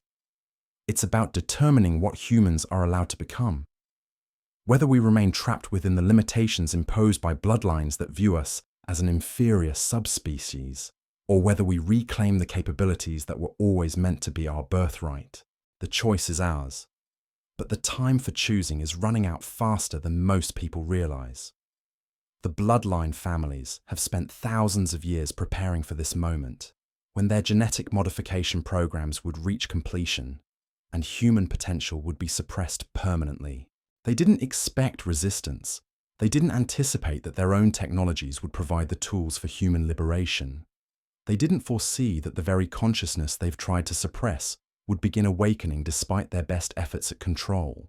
The awakening is happening. The question is whether it will happen fast enough and spread far enough to prevent the final genetic enslavement of humanity by bloodlines that were never entirely human to begin with. And that question will be answered not by governments or institutions, but by individual humans who decide to reclaim their suppressed heritage and activate abilities that have been dormant for thousands of years. By people who choose to remember what their ancestors were capable of and refuse to accept the genetic limitations that have been artificially imposed on their species. The war for human consciousness is being fought in the DNA of every person alive today, and the outcome will determine whether the future belongs to hybrid bloodlines who view themselves as humanity's genetic superiors, or to ordinary humans who are finally ready to become everything they were originally designed to be. The awakening isn't happening in laboratories or research facilities controlled by institutional power. It's occurring in the most unexpected places, in suburban bedrooms where individuals experience spontaneous consciousness expansion, in remote locations where small groups practice techniques that seem to activate dormant genetic sequences, in online communities where people share experiences that mainstream science insists are impossible. These aren't organized movements or coordinated resistance efforts. They're spontaneous eruptions of human potential, breaking through the suppression barriers that have contained it for millennia. Individuals who suddenly find themselves capable of abilities they never knew existed. People who discover they can perceive information beyond the range of normal human senses. Communities that develop healing capabilities that conventional medicine cannot explain or replicate. The pattern is accelerating. Reports flood in from across the globe of individuals experiencing what can only be described as genetic activation events. Moments when dormant DNA sequences suddenly become active, unlocking capabilities that were thought to be permanently suppressed. These aren't gradual developments or the result of intensive training programs. They're sudden, dramatic expansions of human potential that occur without warning or apparent cause. But there is a cause, and it's one that the bloodline families never anticipated. The same electromagnetic technologies they've used to suppress human consciousness are creating unexpected resonance patterns in certain individuals.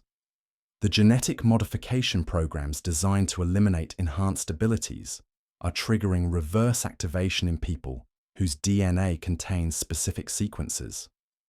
The consciousness suppression chemicals are causing paradoxical reactions in individuals whose neural chemistry differs from standard human parameters. It's as if the human genetic code contains built-in resistance mechanisms that activate under extreme suppression conditions, fail-safe systems that trigger when the original human template is threatened with permanent destruction, emergency protocols encoded into DNA that respond to species-level threats by unlocking capabilities that were meant to remain dormant until they were needed for survival. The bloodline families are discovering that their suppression programs are not just failing, they're backfiring in ways that threaten their entire control structure. The more aggressively they attempt to suppress human potential, the more violently it erupts in resistant individuals. The more sophisticated their genetic modification programs become, the more dramatically they trigger activation responses in people whose DNA retains original human sequences. This isn't random genetic drift or evolutionary adaptation. This is systematic awakening of capabilities that have been waiting for thousands of years for the right conditions to emerge. Abilities that were designed to activate when humanity faced extinction-level threats to its genetic heritage. Potential that was programmed to surface when the species needed to defend itself against forces that sought to permanently alter what humans could become. The evidence appears in the strangest contexts. Children born with abilities that exceed anything documented in medical literature. Adults who suddenly develop psychic capabilities following exposure to specific electromagnetic frequencies. Communities where healing abilities spread like contagion, person to person, family to family, until entire populations display enhanced consciousness that shouldn't exist according to official models of human development. But perhaps the most disturbing development for bloodline control systems is the emergence of individuals who seem immune to the suppression techniques that work on ordinary humans. People whose consciousness remains clear despite exposure to chemicals that should lobotomize awareness. Individuals whose genetic expression continues to enhance despite electromagnetic interference designed to prevent DNA activation. Communities that maintain psychic abilities despite pharmaceutical interventions that should eliminate enhanced consciousness. These immune populations aren't random genetic anomalies. They represent the emergence of humans whose DNA has activated protective sequences that make them resistant to the modification programs that have controlled their species for millennia. They're living proof that the original human template contains capabilities that exceed anything the bloodline families possess, even with their non-human genetic enhancements. The implications terrify bloodline strategists who have spent centuries perfecting control systems based on the assumption that ordinary humans would remain genetically suppressed indefinitely. If immune populations continue to expand, if resistance to suppression techniques spreads through normal human breeding patterns, the entire foundation of bloodline dominance could collapse within a few generations. This explains the acceleration of final solution programs we're witnessing across every sector controlled by bloodline families. Global vaccination campaigns designed to permanently alter human DNA before immune populations can expand. Electromagnetic control systems that will make current suppression technologies look primitive. Chemical programs that target the specific genetic sequences associated with resistance to modification. They understand that they're facing an extinction-level threat to their own dominance, not from external enemies or competing power structures, but from the activation of human potential that was always meant to exceed their artificial advantages. They're racing to complete their genetic domination before ordinary humans discover what they're truly capable of becoming. But the race may already be lost, because the same technologies that enable their control systems also accelerate the awakening process in resistant individuals. The global communication networks they use for surveillance also allow immune populations to find each other and share techniques for genetic activation. The genetic research they fund to enhance their own capabilities also reveals the methods that can unlock suppressed human potential. Most critically, they've created environmental conditions that trigger exactly the emergency response mechanisms encoded within original human DNA. The threats to species survival, the systematic suppression of genetic heritage, the attempts to permanently alter human consciousness. These are precisely the conditions that activate the fail-safe systems designed to preserve and enhance human potential when it faces extinction. The awakening isn't just happening despite their suppression efforts. It's happening because of them. Every technique they use to prevent human genetic activation creates the pressure that forces dormant capabilities to emerge. Every chemical they introduce to suppress consciousness triggers resistance mechanisms that unlock enhanced awareness. Every electromagnetic frequency they deploy to control human behavior creates resonance patterns that activate psychic abilities. They've inadvertently created the perfect conditions for mass awakening of human potential that has been suppressed for thousands of years. The very intensity of their control efforts is generating the pressure needed to break through genetic barriers that have contained human capabilities since the original modification programs began. And once awakening reaches critical mass, once enough humans activate their suppressed potential, the balance of power shifts in ways that make bloodline advantages irrelevant. Enhanced consciousness that can perceive deception regardless of how sophisticated the propaganda. Psychic abilities that can detect manipulation despite advanced psychological techniques. Genetic capabilities that exceed anything hybrid bloodlines can achieve through non-human modification. The ancient texts described this possibility as the Great Reversal, a time when suppressed human potential would awaken with such force that it would overthrow the genetic hierarchy that had controlled civilization for millennia. They spoke of humans who would remember their original capabilities and reclaim abilities that made external control impossible. They predicted an awakening that would restore human consciousness to levels that exceeded even the enhanced awareness of hybrid rulers. That awakening appears to be beginning now, triggered by the very suppression programs designed to prevent it. The bloodline families who thought they were completing their genetic domination may actually be catalyzing the liberation of human potential they've spent millennia trying to suppress. But awakening alone isn't enough. Enhanced individuals must understand what they're facing, why their abilities have been suppressed, and how to use their capabilities to protect themselves and others from genetic modification programs that continue to threaten human heritage. They need to recognize that their awakening isn't random good fortune, but the activation of emergency systems designed to preserve human potential when it faces extinction. Most importantly, they need to understand that their enhanced abilities come with responsibilities that extend beyond personal development or spiritual growth. They're the immune system of human consciousness, activated to defend their species against genetic warfare that threatens to permanently alter what humans can become. The war for humanity's genetic future isn't being fought in government buildings or corporate boardrooms. It's happening in the DNA of individuals whose suppressed potential is breaking through barriers that were meant to contain it forever. It's occurring in the consciousness of people who are remembering abilities they never knew they possessed. It's taking place in communities where enhanced capabilities are spreading, despite every effort to prevent their emergence. And the outcome of that war will be determined not by the bloodline families who have controlled human civilization for thousands of years, but by ordinary humans who are discovering they were never ordinary at all. By individuals whose awakening consciousness exceeds anything their supposed genetic superiors can comprehend or control. The question is no longer whether human potential will awaken despite suppression efforts. The evidence shows it's already happening, accelerating with each passing day as more individuals break through genetic barriers that were thought to be permanent. The question is whether awakening humans will understand their situation quickly enough to prevent the completion of final modification programs designed to make their emerging abilities irrelevant.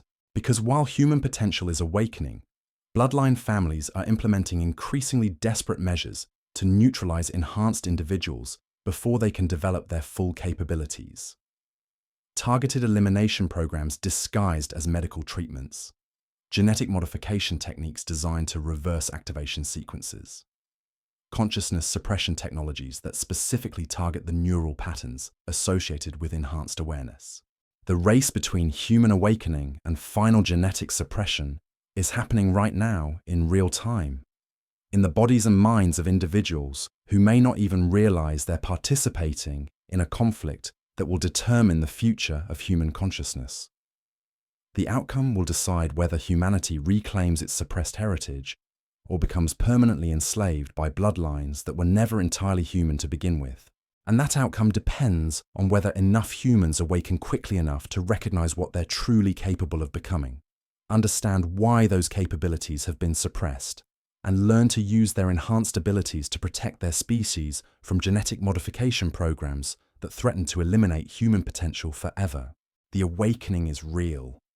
The capabilities are emerging. The question is whether humanity will recognize what's happening and act to preserve its genetic heritage before the window of opportunity closes permanently. Because once it closes, the future will belong to bloodlines that trace their origins to entities that viewed ordinary humans as nothing more than genetic material to be modified according to their specifications. The choice is ours, but the time for choosing is measured in months and years, not decades or centuries.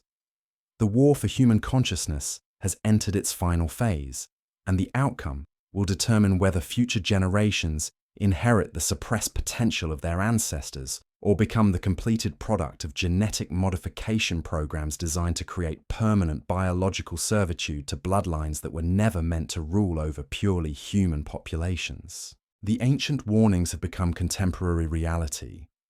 The genetic warfare described in tablets thousands of years old is happening now, using technologies that make ancient methods look primitive. But so too is the awakening that those same texts predicted, the emergence of human potential that exceeds anything the hybrid bloodlines can achieve or control. The question isn't whether the awakening will continue. The evidence shows it's unstoppable, built into the very genetic code that defines what humans can become. The question is whether it will happen fast enough to prevent the completion of modification programs that could eliminate the potential for resistance permanently. That question will be answered by individuals who may not even know they're part of a larger awakening, people whose emerging abilities represent humanity's immune response to genetic warfare that has lasted for millennia. Their consciousness, their capabilities, their willingness to remember what their species was always meant to become. These will determine whether the future belongs to bloodlines that have controlled human civilization through artificial genetic advantages, or to humans who are finally ready to reclaim abilities that were always meant to be their birthright. The war isn't coming. It's here. And every human alive today carries within their DNA the potential to become either a victim of genetic suppression or a participant in the greatest awakening in human history. The awakening we're witnessing isn't confined to individual consciousness or genetic activation. It's reshaping the very fabric of human civilization in ways that bloodline families never anticipated. Because when you suppress human potential for thousands of years, when you build entire control systems on the assumption that ordinary humans will remain genetically limited, the emergence of enhanced capabilities doesn't just threaten your dominance, it makes your entire infrastructure obsolete. Consider what happens when individuals develop psychic abilities that can perceive deception regardless of how sophisticated the propaganda. Traditional media manipulation becomes useless when enhanced humans can sense the emotional intent behind every message, detect the lies embedded in official narratives, recognize the psychological programming designed to shape their thoughts and behaviors. The bloodline families spent centuries perfecting information control systems that suddenly become transparent to consciousness that operates beyond normal human parameters. Financial manipulation faces similar challenges when awakening humans develop intuitive abilities that allow them to perceive the true flow of energy and resources. The complex derivatives markets, currency manipulation schemes, and economic control mechanisms that seem incomprehensible to ordinary human intelligence become obvious to enhanced consciousness that can track patterns across multiple dimensions of awareness. You can't manipulate someone who can sense your intentions before you act on them. Political control systems face even greater disruption when enhanced humans develop telepathic abilities that allow direct communication without electronic surveillance. The bloodline families built their power on controlling information flow, monitoring communications, and preventing coordination between their subjects. But telepathic networks can't be tapped, psychic communication can't be intercepted, and consciousness-based coordination operates beyond any technological surveillance system. This is why bloodline panic has reached levels we've never seen before. Their control mechanisms aren't just failing, they're becoming counterproductive, actually accelerating the awakening process they were designed to prevent. Every propaganda campaign that fails to convince enhanced humans creates more skepticism about official narratives. Every surveillance system that can't monitor psychic communication reveals the limitations of technological control. Every genetic modification program that triggers reverse activation demonstrates that human potential exceeds anything they can suppress or manipulate. But the most terrifying development for bloodline strategists is the emergence of enhanced humans who can detect genetic modifications in others. Individuals whose consciousness can perceive the non-human genetic markers that bloodline families have hidden for millennia. People who can sense the artificial nature of hybrid advantages, recognize the consciousness patterns that mark someone as carrying modified DNA, identify the behavioral signatures that reveal bloodline heritage. For thousands of years, the bloodline families maintained their control through genetic camouflage, appearing human while possessing capabilities that ordinary humans couldn't match or understand. Their enhanced cognitive abilities seemed like natural intelligence. Their extended lifespans appeared to be good genetics and healthy living. Their psychic capabilities were dismissed as intuition or luck. Their resistance to diseases that affected ordinary humans was attributed to superior medical care. But enhanced humans who can perceive genetic modifications don't see superior natural abilities. They see artificial enhancements that originated with non-human entities. They don't perceive genetic superiority. They recognize technological advantages that were imposed on human DNA through external intervention. They don't sense natural leadership qualities. They detect programming designed to make bloodline individuals naturally dominant over unmodified humans. The genetic camouflage that protected bloodline families for millennia becomes useless when ordinary humans develop the consciousness capabilities to see through it. Enhanced awareness can detect modified DNA markers, recognize hybrid genetic signatures, perceive the artificial nature of bloodline advantages. For the first time since the original genetic modifications began, bloodline families face the possibility of complete exposure to populations that can verify their non-human heritage through direct psychic perception. This explains the desperation behind current global control initiatives. Mandatory vaccination programs that aren't designed to prevent disease, but to alter human DNA before enhanced capabilities can spread further. electromagnetic control systems that target the specific brain frequencies associated with psychic abilities, chemical programs disguised as environmental policies that introduce consciousness, suppressing substances into air, water, and food supplies on unprecedented scales. They understand that once enhanced humans can reliably detect genetic modifications in others, the entire mythology of bloodline superiority collapses. The narrative of natural elite leadership becomes obviously false when people can perceive the artificial nature of hybrid advantages. The justification for hierarchical control disappears when ordinary humans recognize that their supposed genetic inferiors actually carry non-human modifications that were never meant to exist in purely human populations. But detection capabilities are just the beginning of what awakening humans are developing. Some individuals are manifesting abilities that allow them to neutralize genetic modifications in others, consciousness techniques that can deactivate the artificial enhancements that give bloodline families their advantages.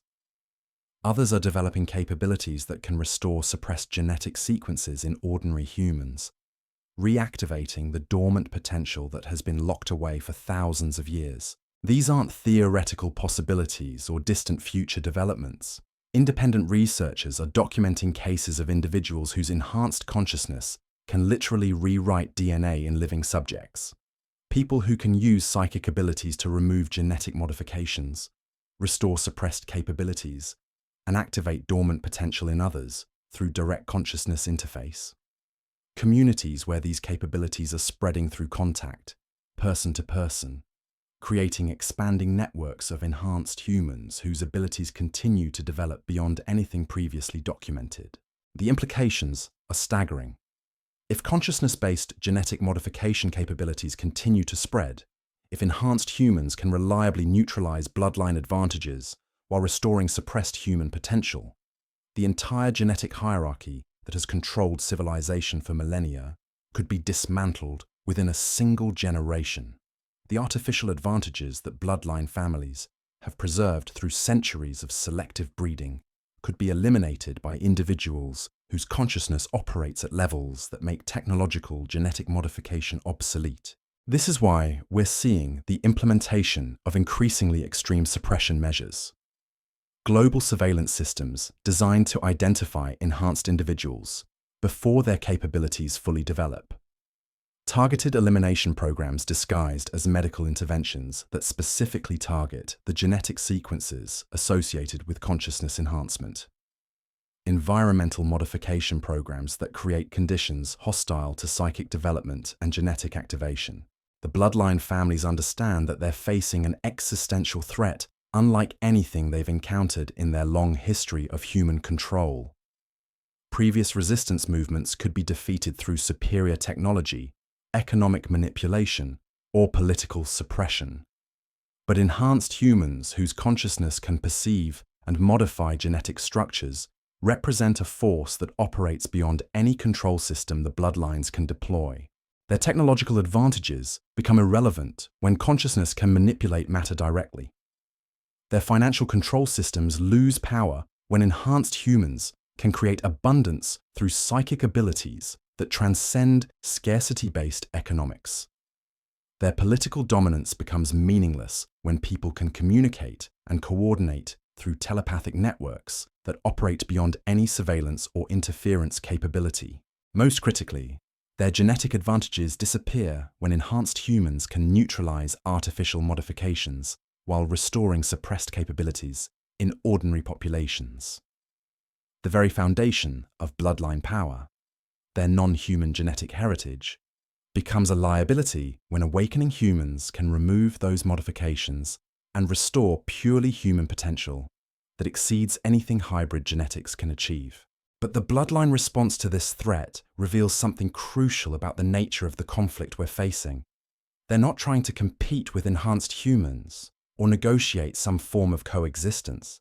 They're implementing final solutions designed to eliminate the possibility of human genetic restoration permanently. Programs that would alter human DNA so completely that consciousness enhancement becomes impossible, that would destroy the genetic sequences associated with psychic abilities, that would create irreversible modifications making ordinary humans incapable of challenging bloodline dominance ever again. The timeline for these programs is accelerating rapidly. Global implementation of genetic modification technologies disguised as medical treatments. Electromagnetic control systems that will create permanent interference with human consciousness development. Chemical programs that will cause irreversible damage to the brain structures associated with enhanced awareness. Environmental modifications that will make the conditions necessary for genetic activation impossible to achieve. They understand that if they don't complete these programs before enhanced human capabilities reach critical mass, their window for maintaining control will close permanently. Once enough humans develop the ability to detect and neutralize genetic modifications, once consciousness-based restoration techniques spread through ordinary populations, the bloodline advantages that have maintained their dominance for thousands of years will become obsolete overnight. But they're also revealing their desperation through the very intensity of their response. The more aggressively they attempt to prevent human genetic restoration, the more obvious it becomes that such restoration represents a genuine threat to their continued existence. The more sophisticated their suppression programs become, the clearer it is that they're fighting capabilities that could fundamentally transform the balance of power between hybrid bloodlines and purely human populations. And here's what they may not have anticipated. The same consciousness capabilities that can neutralize their genetic advantages can also protect enhanced humans from their suppression programs. Individuals whose awareness operates beyond normal human parameters aren't just immune to traditional control methods. They can actively shield themselves and others from genetic modification attempts, electromagnetic interference, and chemical suppression programs. Enhanced humans are developing what can only be described as consciousness-based defense systems, psychic abilities that can detect and neutralize threats to their genetic integrity, awareness capabilities that can perceive and counteract suppression attempts, consciousness techniques that can protect their DNA from artificial modification programs. They're not just awakening to suppress potential. They're developing the capabilities necessary to defend that potential from entities who view its emergence as an extinction-level threat to their own dominance. The war for humanity's genetic future has entered a phase where traditional concepts of power and control are becoming obsolete. When consciousness can manipulate matter directly, when awareness can modify genetic structures through intention alone, when enhanced humans can restore suppressed capabilities in others through psychic interface, the technological and institutional advantages that bloodline families have relied on for millennia become meaningless. But this transformation isn't happening in some distant future or theoretical scenario. It's occurring right now in real time, in individuals whose consciousness is expanding beyond the limitations that were artificially imposed on human awareness. People who are discovering they can perceive genetic modifications in others, detect deception regardless of its sophistication, communicate telepathically across vast distances, and modify DNA through consciousness alone. The question is no longer whether these capabilities will continue to emerge despite suppression efforts. The evidence shows they're unstoppable, built into the very genetic code that defines human potential. The question is whether they'll develop quickly enough and spread widely enough to prevent the completion of final modification programs designed to eliminate the possibility of human genetic restoration permanently. Because while enhanced capabilities are emerging, bloodline families are racing to implement systems that would make such capabilities irrelevant. Global genetic modification programs that would alter human DNA so completely that consciousness enhancement becomes impossible. Control systems that would create permanent interference with psychic development. Suppression technologies that would eliminate the genetic sequences associated with enhanced awareness from human populations forever. The outcome of this race will determine whether future generations inherit the awakening capabilities we're witnessing today, or whether they become the final product of genetic modification programs designed to create permanent biological servitude to bloodlines whose own genetic heritage traces back to entities that were never human at all. The ancient texts that began our investigation tonight weren't just describing historical events. They were documenting the beginning of a genetic experiment that continues to this day. An experiment in consciousness suppression, genetic modification, and species control that has shaped every aspect of human civilization for thousands of years. But they also predicted the possibility of awakening, of genetic restoration, of consciousness enhancement that would exceed anything the hybrid bloodlines could achieve or suppress. That awakening is happening now. The capabilities are emerging. The question is whether humanity will recognize what's occurring and act to protect its genetic heritage before the window of opportunity closes permanently. Because the war for human consciousness isn't just about individual enhancement or personal development. It's about determining what humans are allowed to become. Whether genetic potential remains suppressed by bloodlines that view themselves as naturally superior, or whether consciousness capabilities emerge that make such hierarchy obsolete. The choice is ours, but the time for choosing is measured in years, not decades. The genetic modifications that could eliminate human potential permanently are being implemented now. The consciousness capabilities that could prevent such modifications are emerging now. The conflict between suppression and awakening is reaching its climax now, and the outcome will be determined not by governments or institutions, but by individuals whose consciousness is expanding beyond the limitations that were meant to contain it forever. By people who are remembering abilities they never knew they possessed, developing capabilities that exceed anything their supposed genetic superiors can comprehend, and learning to use enhanced awareness to protect their species from modification programs that threaten to alter what humans can become permanently. The awakening isn't just personal, it's evolutionary, not just individual, but species-wide, not just temporary, but permanent. The question is whether it will happen fast enough to preserve human genetic heritage for future generations, or whether those generations will inherit a world where consciousness remains forever trapped within limitations imposed by bloodlines that were never entirely human to begin with. The evidence we've explored tonight, from ancient Sumerian tablets to modern genetic studies, from archaeological anomalies to consciousness suppression programs, paints a picture that challenges everything we've been taught about human origins and potential. The bloodlines that trace their heritage back to the Anunnaki haven't disappeared into history. They've evolved, adapted, and positioned themselves at the apex of every system that controls modern civilization. But perhaps the most crucial revelation isn't what these bloodlines have done to maintain their power. It's what they've revealed about human potential in their desperate attempts to suppress it. Every consciousness suppression program, every genetic modification technique, every effort to prevent awakening has inadvertently demonstrated that ordinary humans possess capabilities far beyond what we've been conditioned to believe possible. The spontaneous emergence of enhanced abilities in individuals worldwide. The genetic activation events that unlock dormant DNA sequences. The consciousness capabilities that exceed anything bloodline families can control. These aren't random anomalies. They're evidence of an immune system built into human genetics itself, designed to activate when our species faces extinction-level threats to its evolutionary potential. We stand at a crossroads that our ancestors could only dream of reaching. For the first time in millennia, ordinary humans have access to technologies that can detect genetic modifications, consciousness techniques that can restore suppressed abilities, and knowledge systems that can expose the artificial nature of bloodline advantages. The genetic prison that has contained human potential for thousands of years is beginning to crack, but the window of opportunity is closing rapidly.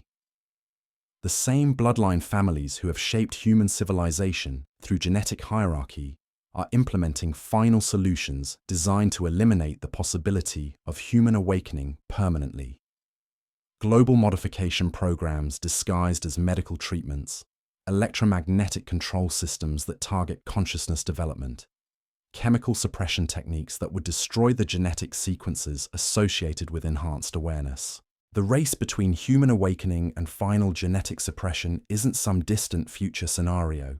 It's happening right now, in the DNA of every person alive today. Each individual who develops enhanced capabilities, each community where consciousness expansion spreads naturally, each researcher who discovers techniques for genetic restoration represents a victory for human potential over artificial limitation. Yet the most profound realization from our journey tonight isn't about ancient aliens or modern conspiracies. It's about recognizing that the limitations we've accepted as natural human characteristics, our supposed need for hierarchical control, our apparent inability to access psychic abilities, our assumed intellectual and spiritual constraints, may be nothing more than the result of systematic suppression by entities who needed ordinary humans to remain controllable. If even a fraction of what we've explored proves accurate, then humanity stands on the threshold of reclaiming capabilities that were always meant to be our birthright.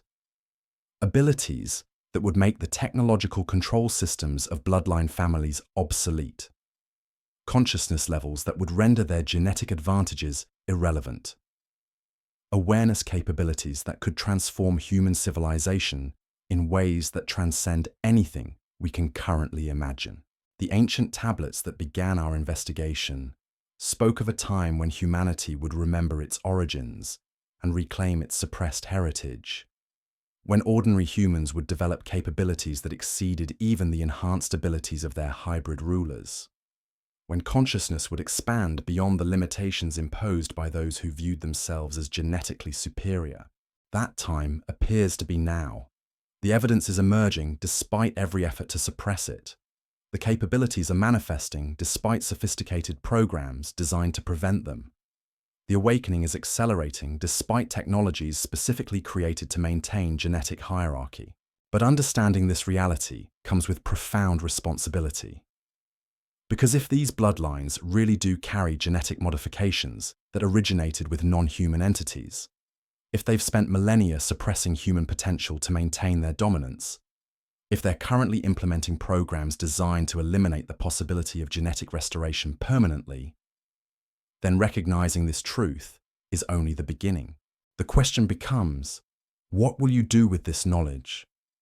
Will you dismiss it as impossible, despite the overwhelming evidence?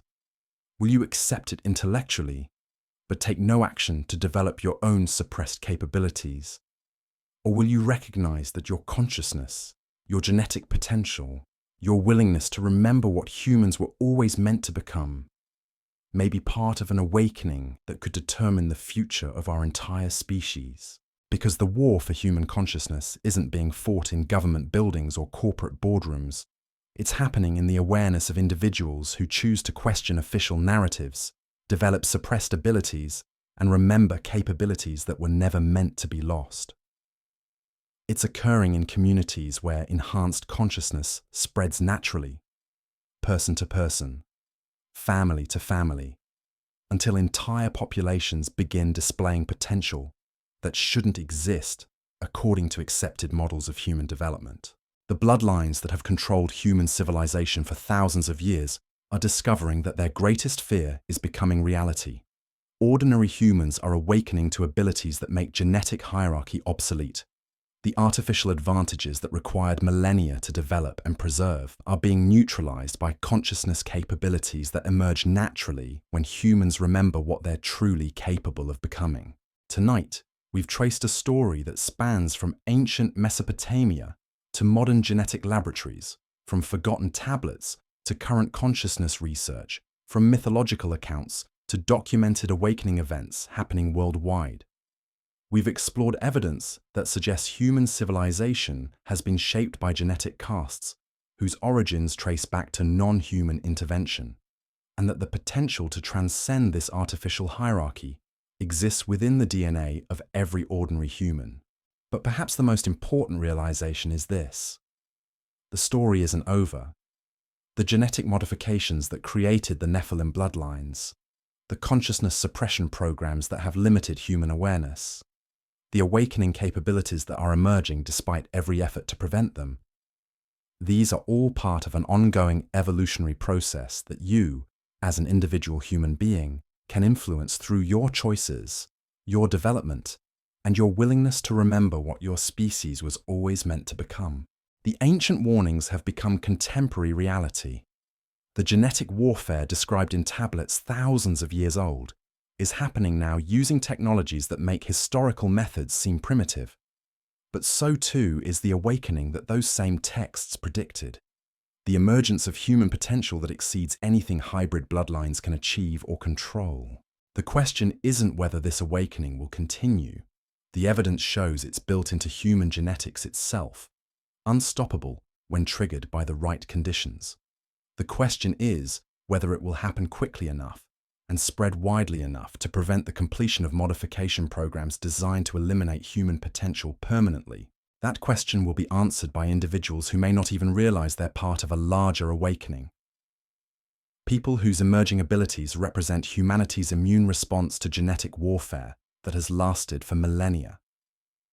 Their consciousness, their capabilities, their willingness to develop suppressed potential and share techniques for genetic restoration will determine whether future generations inherit the awakening we're witnessing today or become the final product of suppression programs designed to create permanent biological servitude. The Anunnaki Bloodlines have had their turn shaping human civilization through artificial genetic advantages. The question is whether ordinary humans are ready to reclaim abilities that were always meant to be their birthright, develop consciousness capabilities that transcend any control system, and restore genetic potential that exceeds anything their supposed superiors can achieve. The choice is yours. The capabilities exist within your DNA. The techniques for activation are being developed and shared despite institutional suppression. The awakening is happening whether you participate or not. The awakening isn't just theoretical. It's measurable, documentable, and happening at an unprecedented rate. Independent researchers tracking consciousness expansion events have noticed something extraordinary. The abilities manifesting in awakening individuals aren't random or scattered. They follow specific patterns that mirror the capabilities described in ancient texts about humanity's pre-modification potential. Enhanced pattern recognition that allows individuals to perceive connections across vast amounts of information simultaneously. Intuitive abilities that provide accurate knowledge about events, people, or situations without any apparent source of information. Healing capabilities that work through energy manipulation rather than physical intervention. Communication skills that transcend language barriers and operate through direct consciousness transfer. But perhaps most remarkably, these abilities appear to be contagious. When individuals with activated capabilities spend time in close proximity to others, the dormant genetic sequences in ordinary humans begin responding.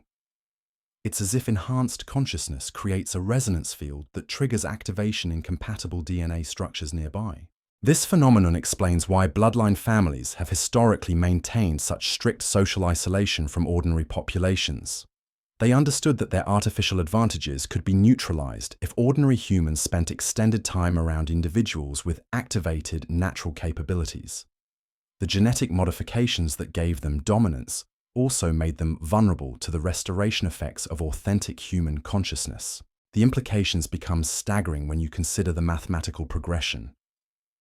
If each awakening individual can trigger activation in multiple others, and those newly activated individuals can then catalyze awakening in their social networks, we're looking at exponential expansion of human potential.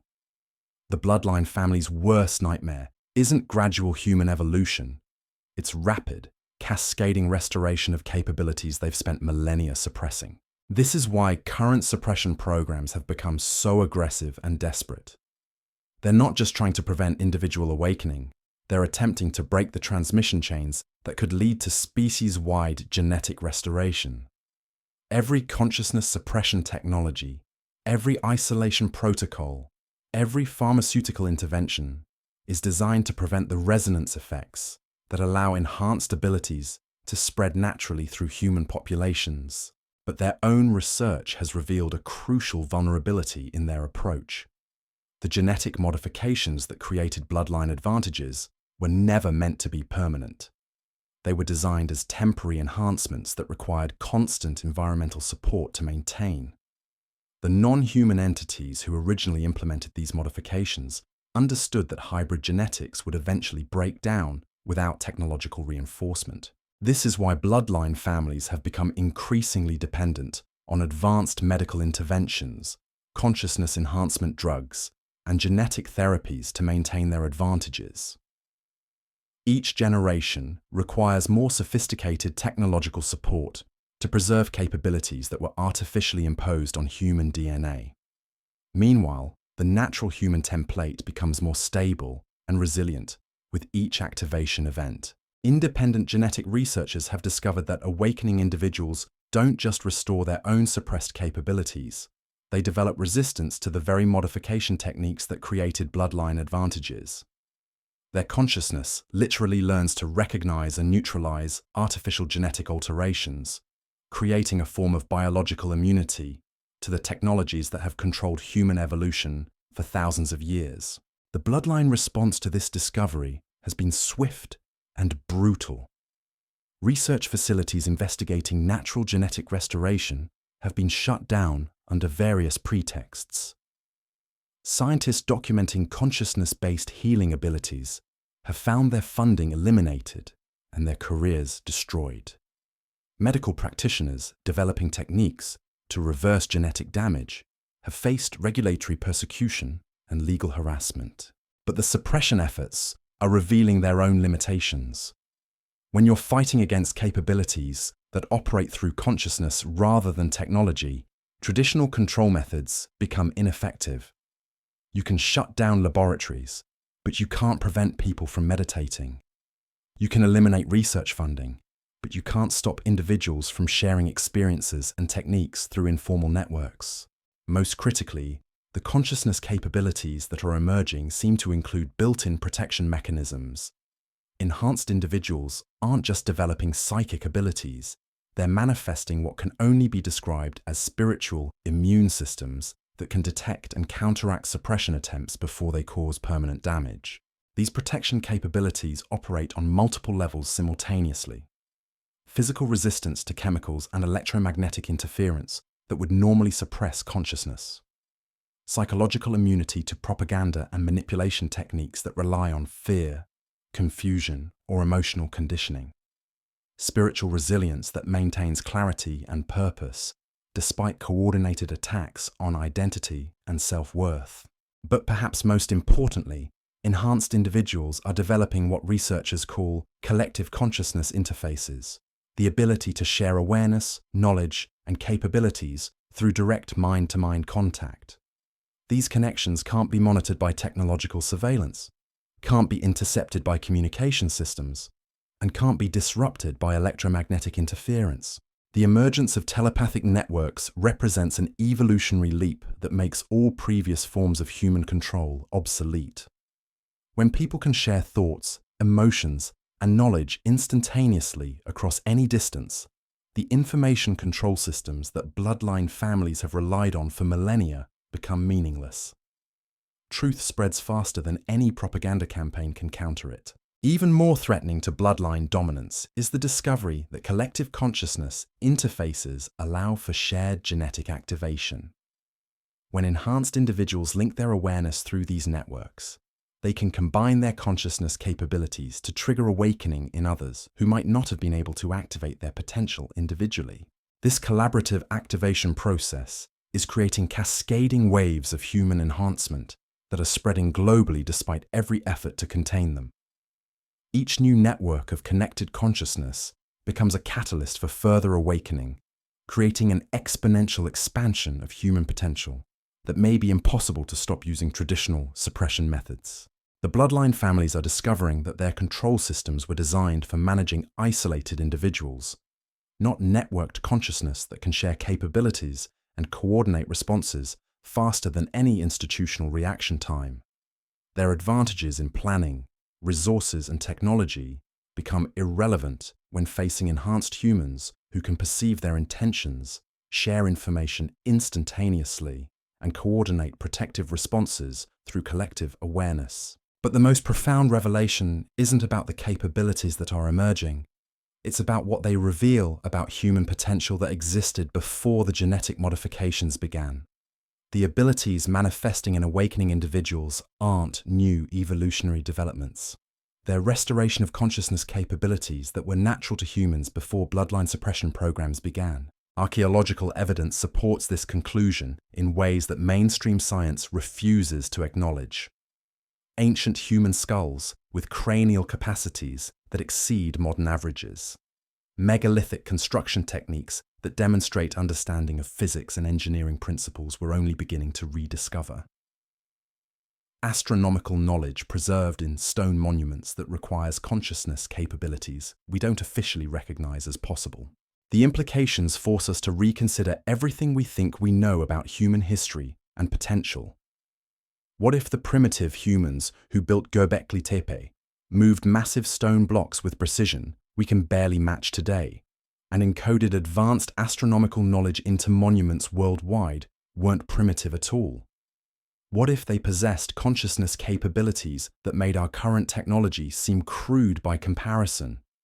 What if the genetic modifications that created bloodline advantages weren't enhancements at all, but deliberate limitations designed to reduce human potential to manageable levels? What if ordinary humans, when their suppressed capabilities are fully restored, possess abilities that exceed anything the hybrid bloodlines ever achieved? The ancient texts hint at this possibility in ways that become chilling when examined through the lens of current awakening events. They describe humans who could communicate with consciousness itself, manipulate matter through intention alone, access infinite knowledge through quantum field interfaces, and transcend physical limitations through genetic optimization that no external modification could match. These descriptions sound like fantasy until you encounter individuals whose awakening consciousness is beginning to demonstrate exactly these capabilities. People who can influence electronic devices through intention. Individuals who access accurate information about distant events or future possibilities without any apparent source.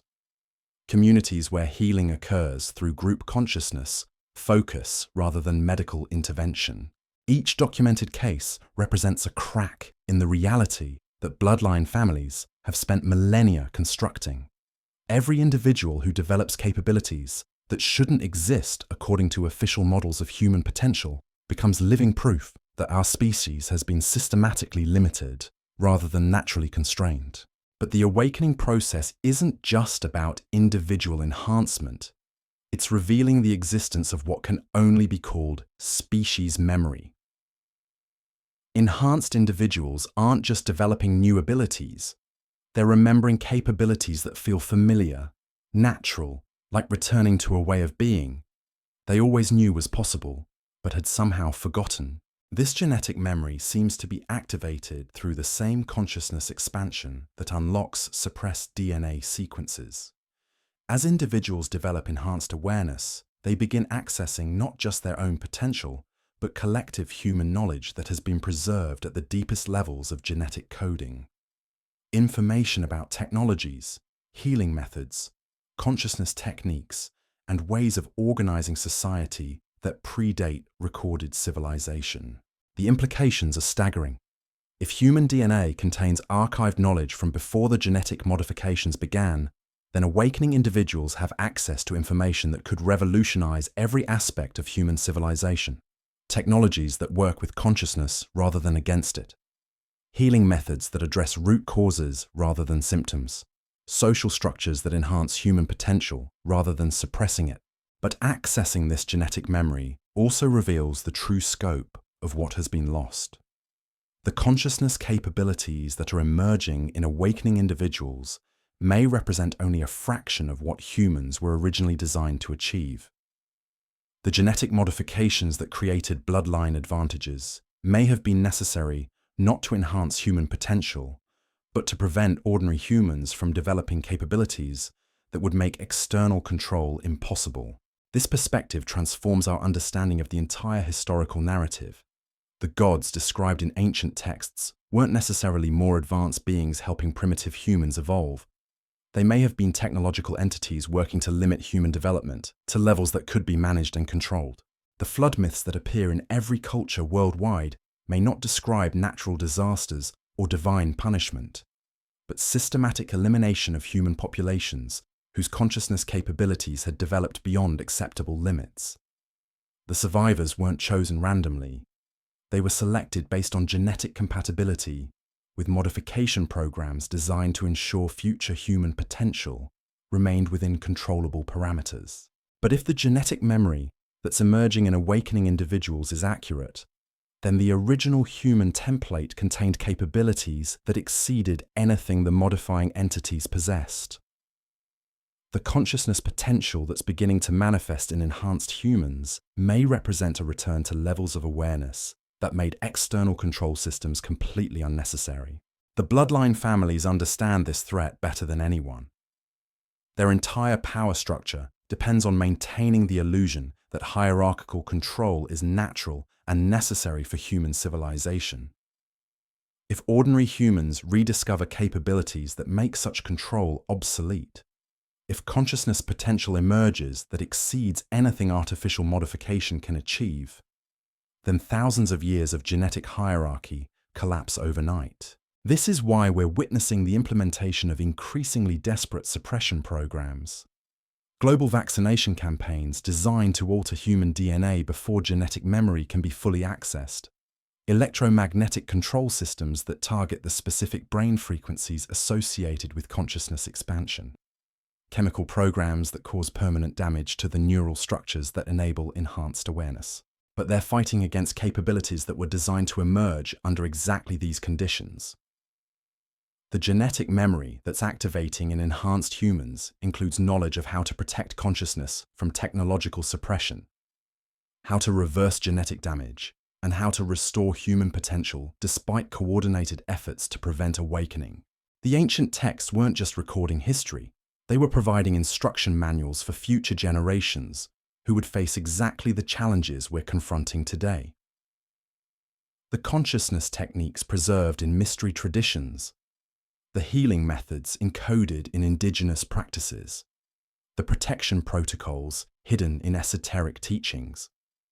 All of it was designed to help humans reclaim their heritage when the time came for species-wide awakening. That time is now.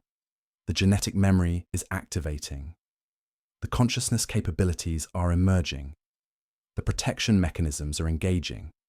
And for the first time in millennia, ordinary humans have access to the knowledge and abilities they need to transcend the artificial limitations that have defined human experience for thousands of years. The question isn't whether this awakening will continue. The evidence shows it's unstoppable, built into the very structure of human consciousness itself. The question is whether enough humans will recognize what's happening and choose to participate in the restoration of capabilities that were always meant to be their birthright. Because the war for humanity's future isn't being fought with weapons or technology.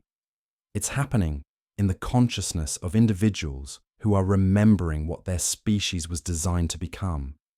And the outcome of that war will determine whether future generations inherit a world shaped by artificial genetic hierarchy, or whether they reclaim the unlimited potential that has been waiting within human DNA for thousands of years to finally emerge. The choice is yours. The capabilities exist. The time is now. The question is whether you're ready to remember what you were always meant to become. Thanks for joining me on this journey into one of history's most profound mysteries. If this exploration opened your mind to possibilities you'd never considered, if it made you question the official narratives about human origins and potential, then hit that subscribe button. Because the awakening we've discussed tonight isn't just happening to other people. It's an invitation extended to every human being alive today. The bloodlines that have controlled civilization for millennia are discovering that their greatest secret is also their greatest vulnerability. They suppressed human potential so completely that most people have forgotten what they're truly capable of becoming. But consciousness, like water, always finds a way through even the smallest cracks in the barriers designed to contain it.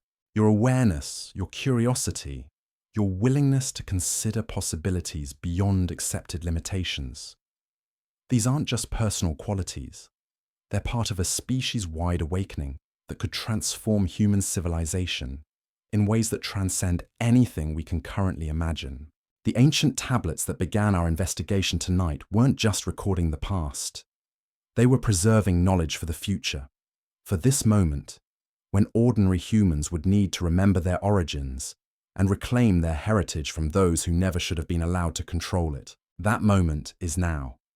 The memory is activating. The question is whether you'll choose to be part of the awakening, or whether you'll remain content with limitations that were never meant to define what humans can become. Subscribe if you're ready to explore more of these hidden truths. Share this video if you think others deserve to know what's really happening to human consciousness. And remember, the capabilities we've discussed tonight aren't science fiction or wishful thinking. They're your birthright, waiting to be reclaimed.